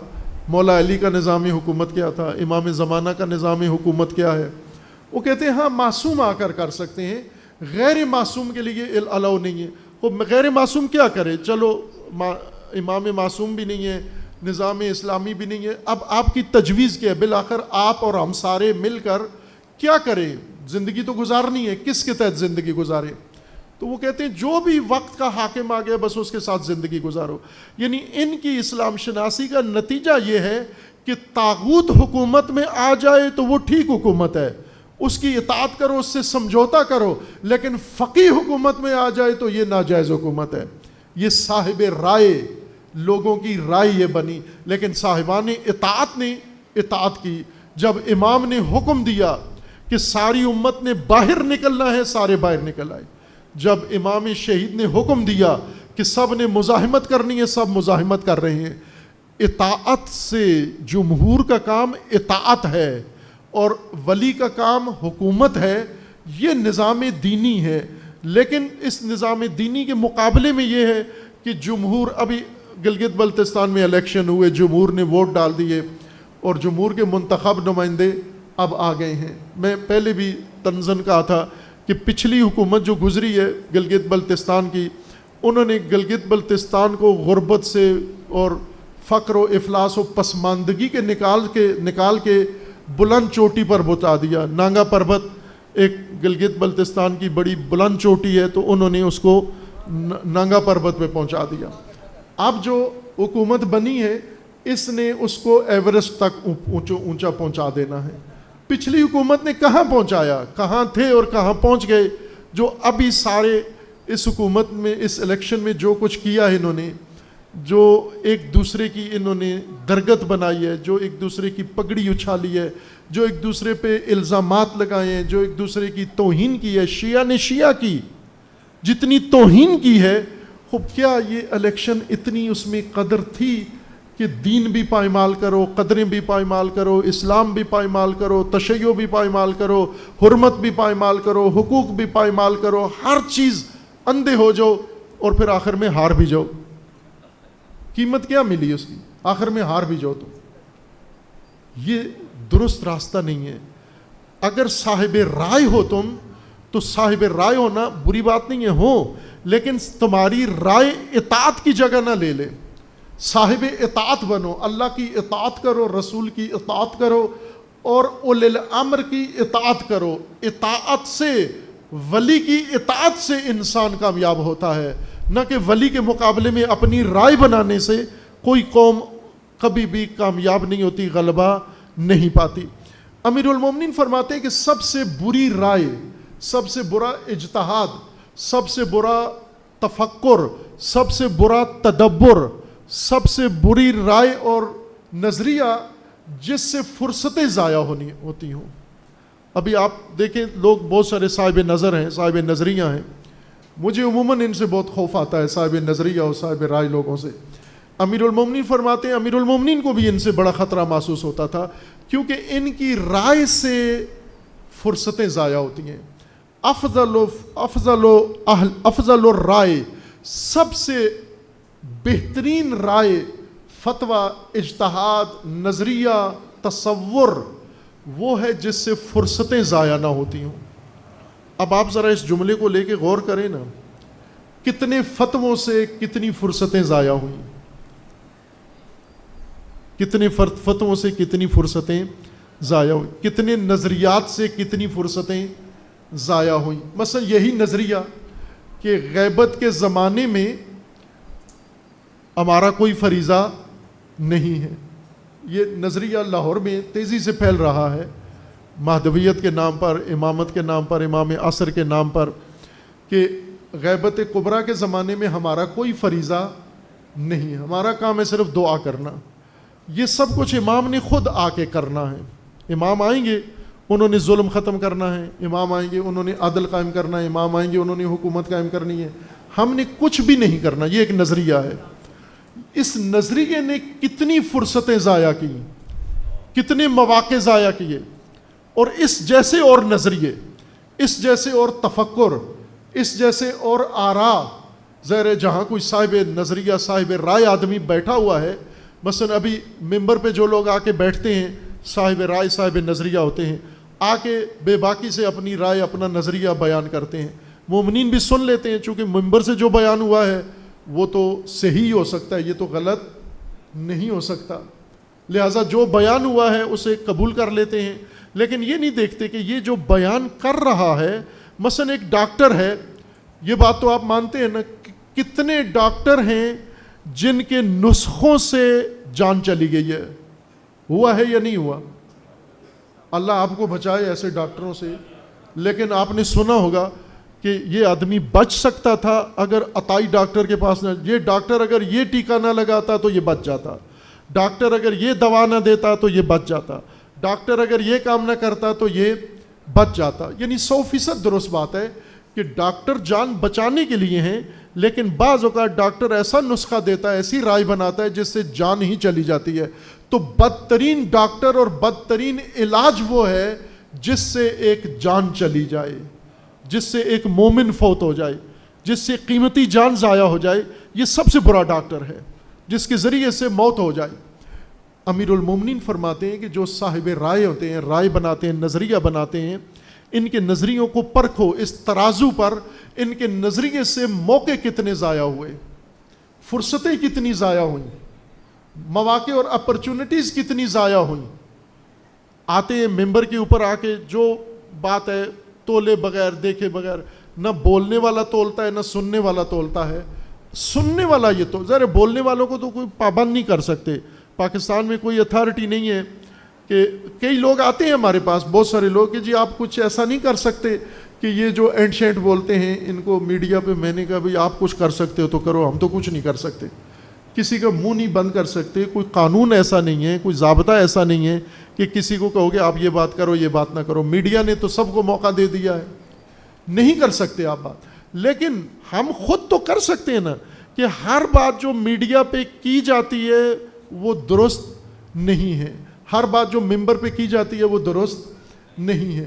ایک ضابطہ ہمیں امیر المومنین فرما رہے ہیں کہ کم از کم ایک چیز دیکھو کہ جو بات آپ کے سامنے کی جا رہی ہے، جو فیصلہ آپ کو سنایا جا رہا ہے، اس سے فرصتیں تو ضائع نہیں ہو رہی، اس سے موقع تو ضائع نہیں ہو رہا، اس سے اپرچونٹی تو ضائع نہیں ہو رہی، اس سے قومی نقصان تو نہیں ہو رہا۔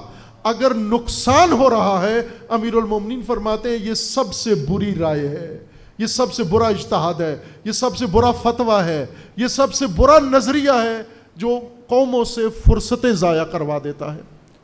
عزیزان، ہر نسل کو اللہ نے موقع دیا، فرصت دی، آج ہمیں فرصت دی ہے، اہل پاکستان کو فرصت دی، اہل زمین کو فرصت دی، اور یہ فرصت اپنے ایک عبد صالح کے ذریعے سے دی، سید علی خامنئی رضوان اللہ تعالی علیہ کی شہادت کے ذریعے سے۔ آپ دیکھیں پاکستان میں اس وقت موجود فضا کو، پاکستان بھر میں جہاں بھی چلے جائیں، جس طبقے کو، آپ کا عوام سے ہی سروکار ہے، روزانہ آپ سنیوں سے ملتے ہو، مسلم سے ملتے ہو، غیر مسلم سے، شیعوں سے، 28 فروری سے پہلے کی فضا اور 28 فروری کے بعد کی فضا میں کیا فرق پڑا ہے یا نہیں پڑا؟ کل تک جو لوگ مسلمان بھی نہیں سمجھتے تھے تشیع کو، ایران کو، علماء ایران کو، آج وہ نہ صرف مانتے ہیں بلکہ یہ کہتے ہیں کہ تمام راہوں میں سے درست راستہ یہی ہے، یہ راستہ صحیح راستہ ہے۔ یہ اعتراف بڑے بڑے لوگ کر چکے ہیں اور بڑے بڑے لوگ کر رہے ہیں اعتراف، کہ ہمیں آج بات سمجھ میں آ گئی ہے کہ درست راستہ کس کا راستہ ہے۔ اور یہ ایک نسل کے لیے بہت بڑی اللہ کی توفیق اور نعمت ہے کہ اس کو ایسی علامت بتا دی جائے کہ اسے درست راستے کا علم ہو جائے۔ ساری تاریخ کنفیوژن میں گزری ہے، تاریخ کنفیوز رہی ہے۔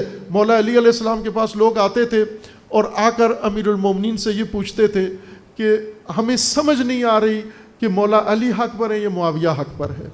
امیر المومنین کو اتنا دکھ ہوتا تھا یہ سن کر، ضربت سے دکھ نہیں ہوا امیر المومنین کو، ضربت ابن ملجم سے دکھ نہیں ہوا، لیکن اس ایک جملے سے امیر المومنین کا دل کٹ جاتا تھا، جگر کٹ جاتا تھا، جب لوگ یہ سوال اٹھاتے تھے کہ جی ہمیں تو سمجھ نہیں آ رہی کہ مولا علی حق پر ہیں یا معاویہ حق پر ہے، مولا علی حق پر ہیں یا صفین والے حق پر ہیں، ادھر بھی صحابہ ادھر بھی صحابہ، ہمیں تو پتہ ہی نہیں چل رہا کہ جمل والے حق پر ہیں یا۔ ایک شخص نے خود مولا علی کو آ کر کہا کہ آپ سمجھتے ہو کہ ہم آپ کے ساتھ دیں گے چونکہ آپ کا رسول اللہ سے تعلق ہے، تو آپ کے مقابلے میں جو ہیں وہ بھی ایسے ہی ہیں، وہ بھی بڑے اکابر ہیں، شخصیات ہیں، تو ہمیں تو سمجھ نہیں آ رہی کہ آپ حق کون ہیں۔ عزیزان، کنفیوژن تھی۔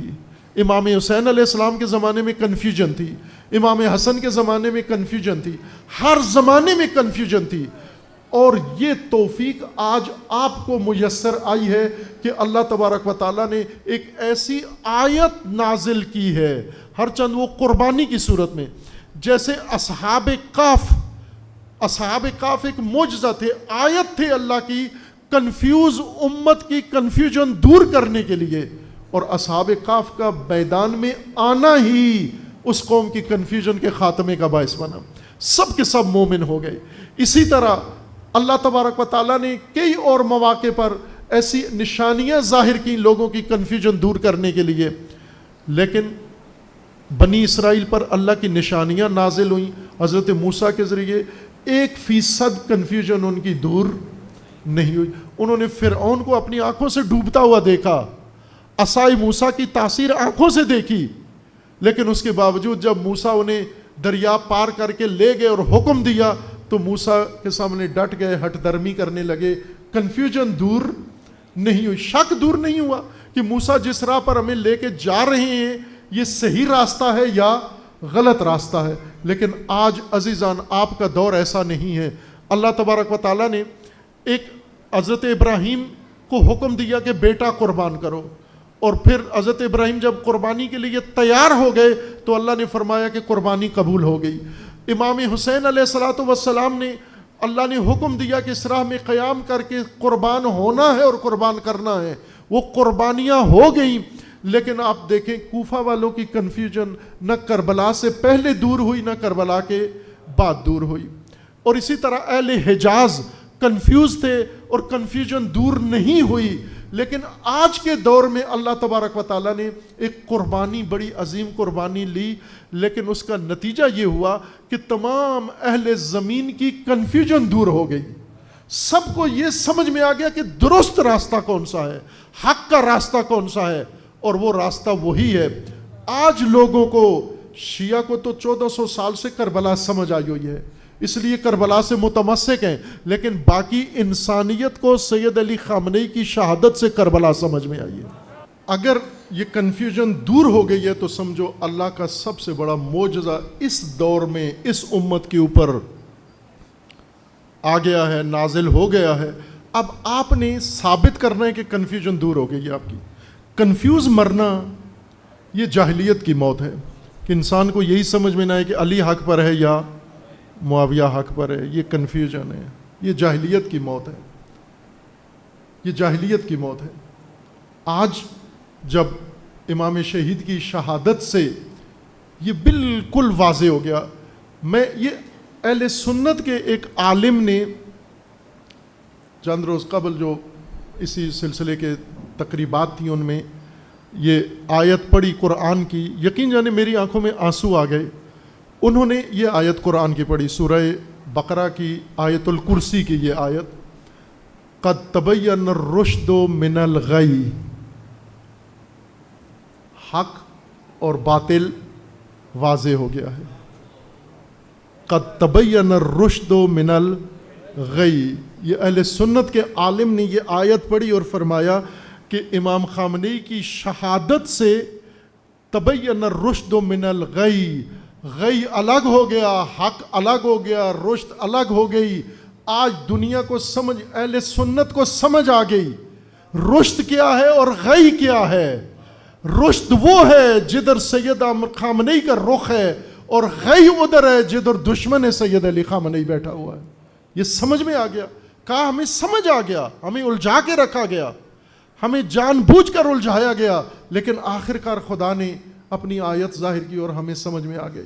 لیکن اب بھی جب اتنی وضاحت ہو چکی ہے، اگر پھر کوئی نظریہ، کوئی سوچ، طبقاتی سوچ، تنظیمی سوچ، گروہی سوچ کوئی بھی ہو، جی ہمارا نظریہ یہ ہے، ہماری سوچ یہ ہے، ہمارا کہنا یہ ہے، ہمارا تفکر یہ ہے، ہمارا آئیڈیا یہ ہے، ہماری آئیڈیالوجی یہ ہے، ہماری اسٹریٹجی یہ ہے، کہ جس سے فرصتیں ضائع ہوتی ہیں. امیر المومنین فرماتے ہیں یہ کھلی گمراہی ہے. جس اجتہاد سے فرصتیں ضائع ہوں.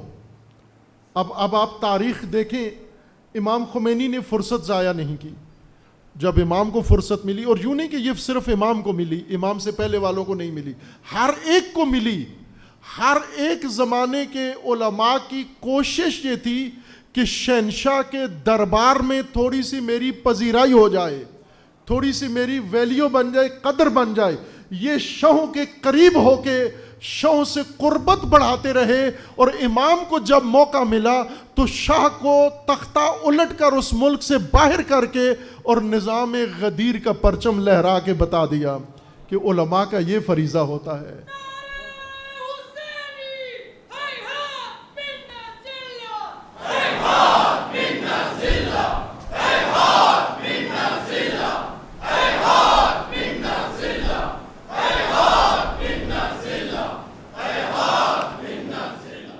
اگر یہ چیز پیمانہ رکھیں، آپ تولیں عزیزان، بھیڑ چال نہ چلیں. عوام بھیڑ چال نہ چلے. اللہ کو پسند نہیں ہے عوام کا بھیڑ چال چلنا. آنکھیں بند، بھیڑ چال کا مطلب ہوتا ہے آنکھیں بند کر کے کسی کے پیچھے اندھی عقیدت کے ساتھ چال پڑنا.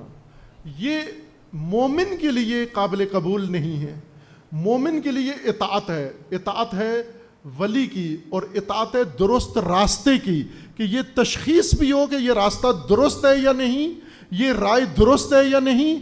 اور امیر المومنین اس کی علامت بتا رہے ہیں کہ جس نظریے سے فرصت ضائع ہوتی ہو اس نظریے کو اٹھا کے ٹوکری میں پھینک دو. جس نظریے سے موقع ضائع ہوتا ہے، قومی موقع ضائع ہوتا ہے. پاکستان میں کتنی جمعیت ہے ہماری شیعہ کی، کتنی کروڑوں کی تعداد میں. عاشور کے دن یہی آپ کے محلے سے شروع ہوتا ہے، آغاز ہوتا ہے، اور پھر اس کے بعد گام شاہ تک. اس دن شہر کا منظر کیا ہوتا ہے؟ کیا یہ تاثر نہیں ملتا کہ لاہور فقط شیعوں کا شہر ہے؟ یہ تاثر ملتا ہے یا نہیں ملتا؟ ملتا ہے نا. بس اس کا مطلب ہے کہ اتنے ہیں نا آپ. لاہور میں جب ہوتا ہے عاشور کا جلوس تو لاہور کے باہر سے تو لوگ نہیں آتے، چونکہ ان کا اپنا عاشور ہوتا ہے، ان کے اپنے جلوس، ان کی اپنی عزاداری ہوتی ہے. باہر سے کوئی بھی، کراچی سے کوئی لاہور نہیں آتا، دوسرے شہروں سے لاہور نہیں آتے، ان کے اپنے اپنے شہروں میں. ملتان سے کوئی لاہور نہیں آتا، اسلام آباد راولپنڈی سے کوئی لاہور نہیں آتا. یہ خود لاہور کے، بلکہ عاشور کے موقع پر بہت سارے باہر سے آئے ہوئے لاہور کے مقیم یہ لاہور سے چلے جاتے ہیں، اپنے آبائی علاقوں میں، شہروں میں چلے جاتے ہیں. اس کے باوجود بھی عاشور کے دن یہ تاثر ملتا ہے کہ گویا لاہور میں فقط شیعہ ہی رہتے ہیں، کوئی اور ہے ہی نہیں ہے. یہ تاثر ملتا ہے نا. یہ بس اس کا مطلب ہے کہ اتنی جمعیت ہے، اتنی ہے، نفری اتنی موجود ہے لاہور کے اندر.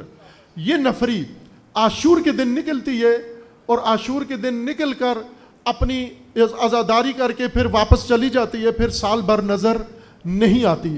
لیکن یہ نفری ہر اس موقع پر نظر آئے جب مولا علی فرما رہے ہیں، امام حسین فرما رہے ہیں، جب ضرورت ہے اس کی. یہ نفری اسی طرح جس طرح عاشور میں میدان میں ہوتی ہے، اگر یہ نظر آئے تو اتنی کروڑوں کی جمعیت پاکستان کے اندر ذلت کی زندگی نہیں گزارے گی، عزت کی زندگی گزارے گی، شرف کی زندگی گزارے گی. عزیزان، وہ فرصت اللہ تبارک و تعالیٰ نے آپ کو عطا کر دی ہے.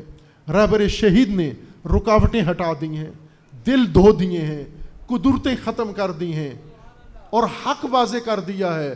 غی اور رشد میں تفریق پیدا کر دی ہے، خط کھینچ دیا ہے، دنیا کنفیوژن سے نکال دی ہے. رہبر شہید نے ہر ایک کو بتا دیا ہے کہ درست راستہ کون سا ہے اور غلط راستہ کون سا ہے. اس کے باوجود بھی اگر کوئی ابھی سوچ رہا ہے کہ میں غور کر رہا ہوں، میں سوچ رہا ہوں، تو علی علیہ السلام فرماتے ہیں کہ بدترین سوچ اور رائے اور فیصلہ اور فتویٰ اور نظریہ وہ ہے جس سے فرصتیں ضائع ہوتی ہوں. امیر المومنین فرماتے ہیں کہ فرصتیں ضائع کرنے والے مجرمین ہیں. کیوں مجرمین ہیں؟ چونکہ یہ صرف اپنا نقصان نہیں کرتے، یہ نسلوں کا نقصان کرتے ہیں، یہ قوموں کا نقصان کرتے ہیں. اس لیے بر وقت درست فیصلے کر کے بر وقت اقدام کرنا یہ فرصت شناسی ہے. اگر یہ کام نہیں کیا تو فرصت سوزی ہے. عذر نہ بناؤ، بہانے نہ بناؤ. یہ روایت ہے ائمہ اطہار علیہ السلام سے، امام سید ساجدین علیہ السلام سے یہ روایت مروی ہے. صحیفہ سجادیہ کی دعا میں بھی ہے، امام علیہ السلام ابی حمزہ سمالی میں بھی ہے. امام علیہ السلام فرماتے ہیں کہ پروردگارا، جب میں تیری بارگاہ میں آنے کا ارادہ کرتا ہوں، جب سوچتا ہوں، اسی وقت سستی آ جاتی ہے، اسی وقت کاہلی آ جاتی ہے، اسی وقت بیماری آ جاتی ہے، اسی وقت رکاوٹ آ جاتی ہے، اسی وقت مہمان آ جاتا ہے، اسی وقت مصروفیت آ جاتی ہے. جب تیری بارگاہ میں حاضر ہونے کا وقت ہوتا ہے تو کہیں ایسا تو نہیں کہ یہ ساری رکاوٹیں تو ایجاد کرتا ہے چونکہ تجھے پسند نہیں ہے میں تیری بارگاہ میں حاضر ہوں. کہیں ولیوں سے، اپنے ولیوں کی فہرست سے مجھے نکال تو نہیں دیا. یہ جن کو رکاوٹیں پیش آ جاتی ہیں، کربلا میں جو نہیں آئے، جن کو رکاوٹیں پیش آئیں. امام حسین علیہ السلام کے پاس 2 بندے آئے، گھوڑے دوڑاتے ہوئے، اونٹ دوڑاتے ہوئے، مشکل سے امام تک پہنچایا اور امام نے ان کی تعارف ہوا، پوچھا کون ہو تم، کون ہو، بات چیت ہوئی. پھر امام نے انہیں کہا کہ ہمارا ساتھ دو. تو ایک نے کہا کہ میرے چھوٹے چھوٹے بچے ہیں، ان کا کوئی دیکھنے والا نہیں ہے. دوسرے نے کہا میری بیوی اکیلی گھر میں چھوڑ آیا ہوں، اس کا کوئی سنبھالنے والا نہیں ہے. رکاوٹیں، موانع تراشے. اللہ تبارک، یہ جو کربلا نہیں آئے اس کا یہ مطلب نہیں کہ یہ اللہ کے بڑے پسندیدہ لوگ تھے اور غلطی سے کربلا نہیں آئے، بلکہ کربلا میں اللہ کو ان کا آنا پسند ہی نہیں تھا.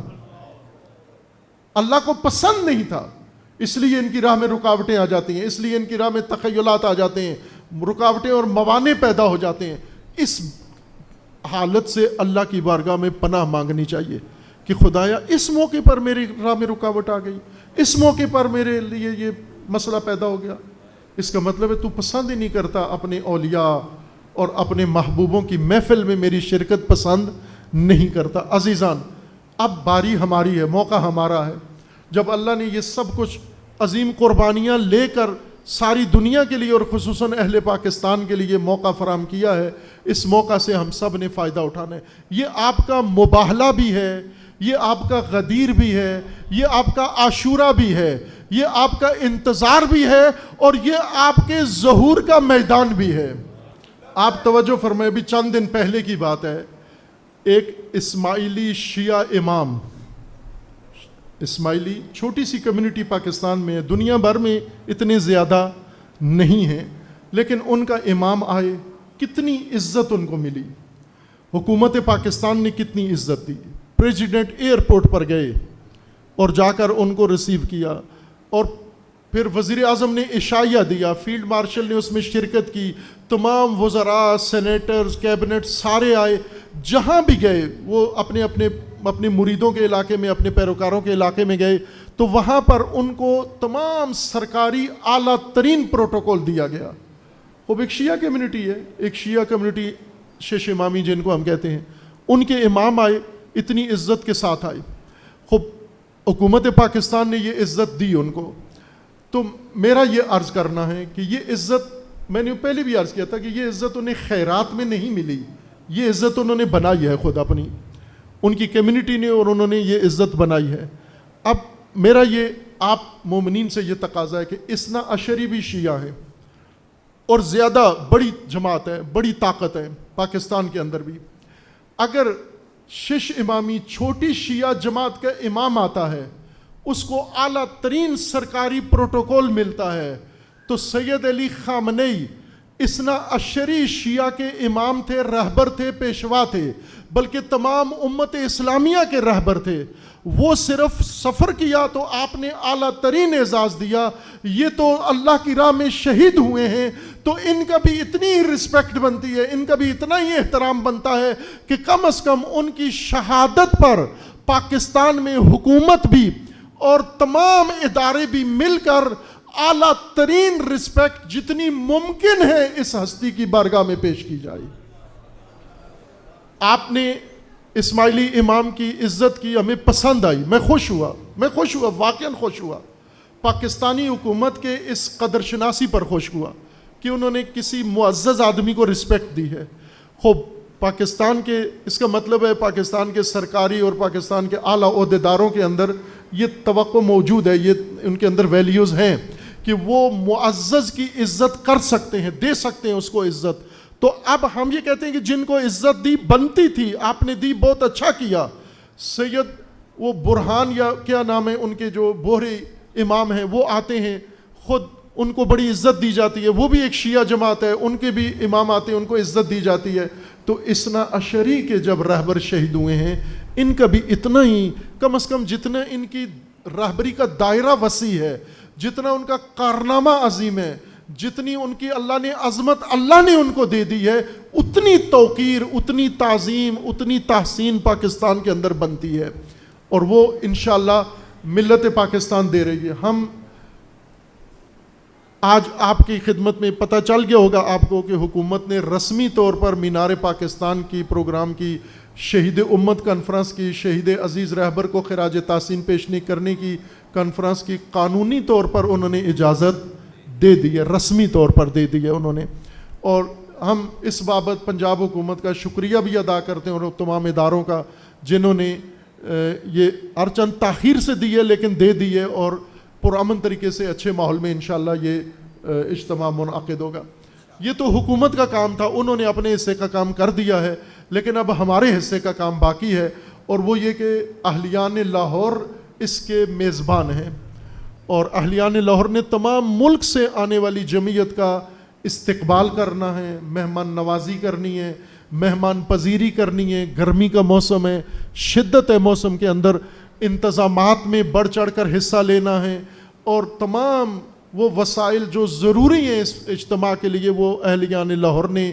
اب ایسا نہ ہو کہ لاہور میں پروگرام ہو رہا ہے، لاہور کے جذبے والے مومنین اور پرجوش مومنین کے شہر میں انتظام ہو رہا ہو، اور ہم کسی گاؤں میں جا کر چندہ جمع کر رہے ہوں کہ لاہور کے پروگرام کے لیے آپ ہمیں چندہ دیں، تو یہ اہل لاہور کی غیرت کے لیے مناسب نہیں ہے۔ انشاءاللہ اہلیان لاہور نے ابھی تک کیا ہے، یہ ثبوت دیا ہے اور دیں گے انشاءاللہ کہ اس اجتماع میں اہلیان لاہور نے میزبانی کا حق ادا کرنا ہے۔ ایک تو یہ ہے کہ تمام اہل لاہور نے اس میں شرکت کرنی ہے، تمام، یوں نہیں کہ ہر گھر کا ایک نمائندہ یا محلے کا ایک نمائندہ، ایک بھائی چلا گیا دوسرا بھائی گھر میں آرام کر رہا ہے، نہ عزیزان من، تمام کے تمام اسی محلے کے اور باقی محلات کے لاہور کے، جس طرح عاشورہ میں سب باہر نکلتے ہو اور اس دن گھر میں بیٹھنا ضمیر پہ بوجھ ہوتا ہے، انسان کو شرمندگی ہوتی ہے کہ میں آج گھر میں کیوں بیٹھا ہوا ہوں۔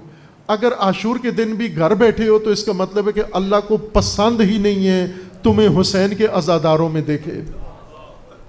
امام سجاد فرماتے ہیں اس کا مطلب ہے اللہ کو پسند نہیں ہو تم، حسین کے عزاداروں میں خدا تمہیں نہیں دیکھنا چاہتا۔ تو عزیزان، آج بھی یہی ہم نے ثبوت دینا ہے کہ ہمیں انشاءاللہ اپنی منظوری کروانی ہے اللہ کی بارگاہ میں، اپنی حاضری کو تمام اہل لاہور نے حاضر ہونا ہے۔ 2 دن باقی ہیں، ان 2 دنوں کے اندر جمعرات اور جمعہ، ہفتہ بھی ہے چونکہ ہفتے کے شام کو پروگرام ہے، 3 دن آپ کے پاس ہیں، اس کے لیے بھرپور طریقے سے گھر گھر جو فرد فرد کو آمادہ کرو, شیعہ سنی کو آمادہ کرو اس پروگرام میں شرکت کے لیے کہ بھرپور شرکت ہونی ہے. دوسرا, آپ نے میزبانی کرنی ہے, آپ نے سبیلیں لگانی ہیں, آپ نے کھانا دینا ہے, آپ نے سایہ بنانا ہے, آپ نے ساری سہولتیں باہر سے آنے والے مہمانوں کو, جس طرح کربلا میں چہلم پہ آپ جاتے ہو نا, اللہ آپ کو توفیق دے چہلم کی زیارت کی, آپ جب جاتے ہو تو عراقی عوام, عراقی عورتیں, عراقی بوڑھے, عراقی مرد کیا کرتے ہیں آپ کے ساتھ؟ وہ آپ کے جوتے بھی صاف کر رہے ہوتے ہیں, وہ آپ کو دبا بھی رہے ہوتے ہیں, مالش بھی کر رہے ہوتے ہیں, وہ آپ کو کھانے بھی دے رہے ہوتے ہیں, وہ آپ کو پانی بھی پلا رہے ہوتے ہیں, وہ آپ کو سر آنکھوں پر رکھتے ہیں. آج جو مینار پاکستان میں آئیں گے تو آپ وہی پروٹوکول دو جو عراق والے آپ کو دیتے ہیں. موقع بھی لگاؤ, موقع بھی لگاؤ, اپنے اپنے محلے کے کشمیریہ مسجد کا موقف الگ ہو, موچی کا ہو, دوسرے تمام لاہور کے ہر علاقے کے مومنین کا موقف لگا ہوا ہو, وہاں پر خدمات پیش کی جا رہی ہوں, سب کے سب شریک ہوں, عورت مرد اس میں شریک ہوں اور خدمات پیش کرو اور انتظامات کا حصہ بنو عزیزان. اور جتنی کوئی اتنا بڑا خرچہ نہیں ہے, ایسٹیمیٹ نکالا ہے ہمارے عزیزوں نے, اور وہ کوئی بڑا خرچہ نہیں ہے, اہل لاہور کے لیے بڑا خرچہ نہیں ہے. ایک مومن بھی جو ایسٹیمیٹ پروگرام کے خرچے کا نکلا ہے, ایک مومن بھی قبول کر سکتا ہے. لیکن میری اپنی تشخیص رائے یہ ہے کہ تمام اہل لاہور اس میں شریک ہوں. اگر ایک مومن سارے پیسے دے دے تو بھی آپ پھر بھی اپنا حصہ ضرور ڈالو, چونکہ یہ وہ اجتماع ہے جس میں اللہ تبارک و تعالیٰ نے آپ کے دل جوڑنے ہیں. یہ اجتماع ہے جس میں اللہ تبارک و تعالیٰ نے آپ کو حسرت قوم کی پوری کر کے دکھانی ہے, اس کو مجسم شکل میں آپ کی آرزویں پوری ہونی ہے. قوم ایک جگہ جمع ہوگی, قوم کے اندر اتحاد پیدا ہوگا, ایک آپ کا اظہار ہوگا, اور جتنی قدورتیں نفرتیں جو تشیع کے مقابلے میں بنی ہوئی تھی وہ ساری صاف ہو جائیں گی, اور آپ نے دوسرے مسلمانوں کو بھی ساتھ شامل کرنا ہے. یہ وہ فرصت ہے, آپ کی رائے بھی اس میں رکاوٹ نہ بنے, آپ کی بیماری بھی اس میں رکاوٹ نہ بنے, آپ کے بچے بھی اس میں رکاوٹ نہ بنے, آپ کا کاروبار بھی اس میں رکاوٹ نہ بنے, آپ کی مصروفیات بھی ہیں. 13 جون کے لیے کوئی مصروفیت رکھی ہوئی ہے کینسل کر دو, جواب دے دو اس کو کہ ہمارے لیے حجت تمام ہو چکی ہے اور ہم نے انشاءاللہ 13 جون میں حق ادا کرنا ہے, تاریخ رقم کرنی ہے آپ نے انشاءاللہ. مینار پاکستان مقدس مینار ہے, پاکستان کے تقدس کی علامت, پاکستان کے عظمت کی علامت, پاکستان کی عزت کی علامت ہے, اور اس کے نیچے حسینیوں کا اجتماع انشاءاللہ پاکستان کی بھی عزت ہے, اسلام کی بھی عزت ہے, تشیع کی بھی عزت ہے انشاءاللہ. کوئی رائے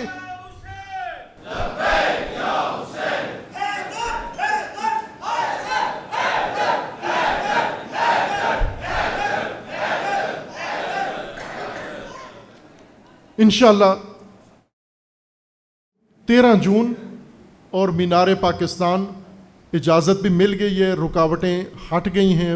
کوئی پہلے بھی مانے نہیں تھا, اجازت اگر نہ بھی ملتی تو بھی اس اجتماع نے ہونا تھا. لیکن ہم شکریہ ادا کرتے ہیں ان تمام سرکاری لوگوں کا جنہوں نے اس میں ہمیں اجازت دی اور دلوائی ہے, جنہوں نے بعض نے بہت کوشش کی ہے, کوارڈینیشن کی ہے, جو فضا توہمات بنے ہوئے تھے ان کو برطرف کرنے میں انہوں نے اچھا کردار ادا کیا ہے. ہم سب ان کا بھی شکریہ ادا کرتے ہیں, اور خصوصاً جو ہمارے عزیزان اس پروگرام میں دن رات محنت کر رہے ہیں اس گرمی کے اندر. کل رات سے اس کے اندر علماء بھی, بچے بھی, جوان بھی میدان کے اندر پہنچے ہیں, اور جا کر انہوں نے انتظامات کی کوشش کی ہے. لیکن انتظامیہ نے کہا کہ ابھی NOC نہیں ہے تو انتظامات نہ کرو. ہم نے بھی یہ تہیہ کیا ہے, قصد کیا ہے کہ انشاءاللہ سرکاری انتظامیہ کے ساتھ تعاون کر کے انشاءاللہ انتہائی باشکوہ پروگرام انشاءاللہ تاریخی طور پر, جس میں تشیع کی عزت, تشیع کا وقار, تشیع کی عظمت اور تشیع کی سربلندی, تشیع کا ارادہ اور تشیع کی جو فیصلہ ساز اقدام ہے انشاءاللہ یہاں پر ثابت کرنا ہے. اور کوئی رائے, کوئی نظریہ, کوئی مشورہ اگر رکاوٹ آ رہا ہے تو امیر المومنین کی یہ حدیث میزان الحکمہ کی ذہن میں رکھنا کہ وہ رائے جو فرصت ضائع کروا دے وہ سب سے بری رائے ہے, اور وہ رائے جس سے فرصت ضائع نہ ہوتی ہو وہ سب سے افضل نظریہ, سوچ اور فیصلہ ہے. انشاءاللہ ہم سب 13 جون کو اللہ توفیق دے گا, سب کو زندگی دے گا, سلامتی دے گا انشاءاللہ.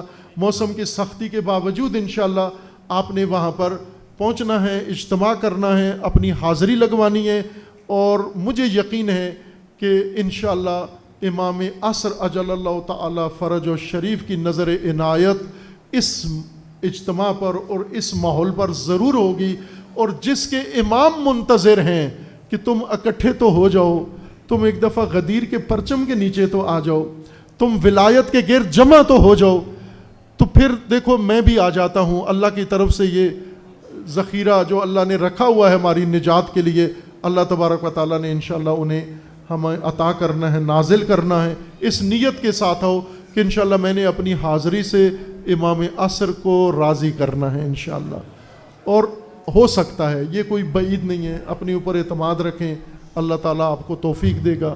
دعا گو ہیں اللہ تبارک و تعالیٰ کی بارگاہ میں، پروردگارہ یہ نیت خیر، یہ عمل خیر جو پاکستان کے مومنین نے، علماء نے، سرکردہ لوگوں نے فیصلہ کیا ہے، پروردگارہ اس کو کامیابی کے ساتھ برگزار کرنے کی توفیق عطا فرما۔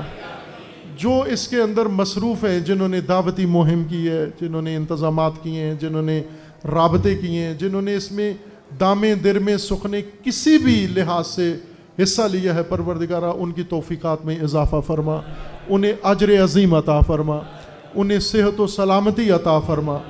پروردگارہ بحق محمد و آل محمد مملکت پاکستان کی حفاظت فرما، اس ملک کو اندرونی بیرونی دشمنوں کے شر سے محفوظ فرما، ملک کے ساتھ خیانت کرنے والوں کو رسوا فرما، ملت پاکستان کو بیداری و شعور عطا فرما، انہیں اتحاد و اتفاق کی توفیق عطا فرما، ملت ایران کو کامیابی عطا فرما، انہیں استقامت و مقاومت کی مزید توفیق عطا فرما۔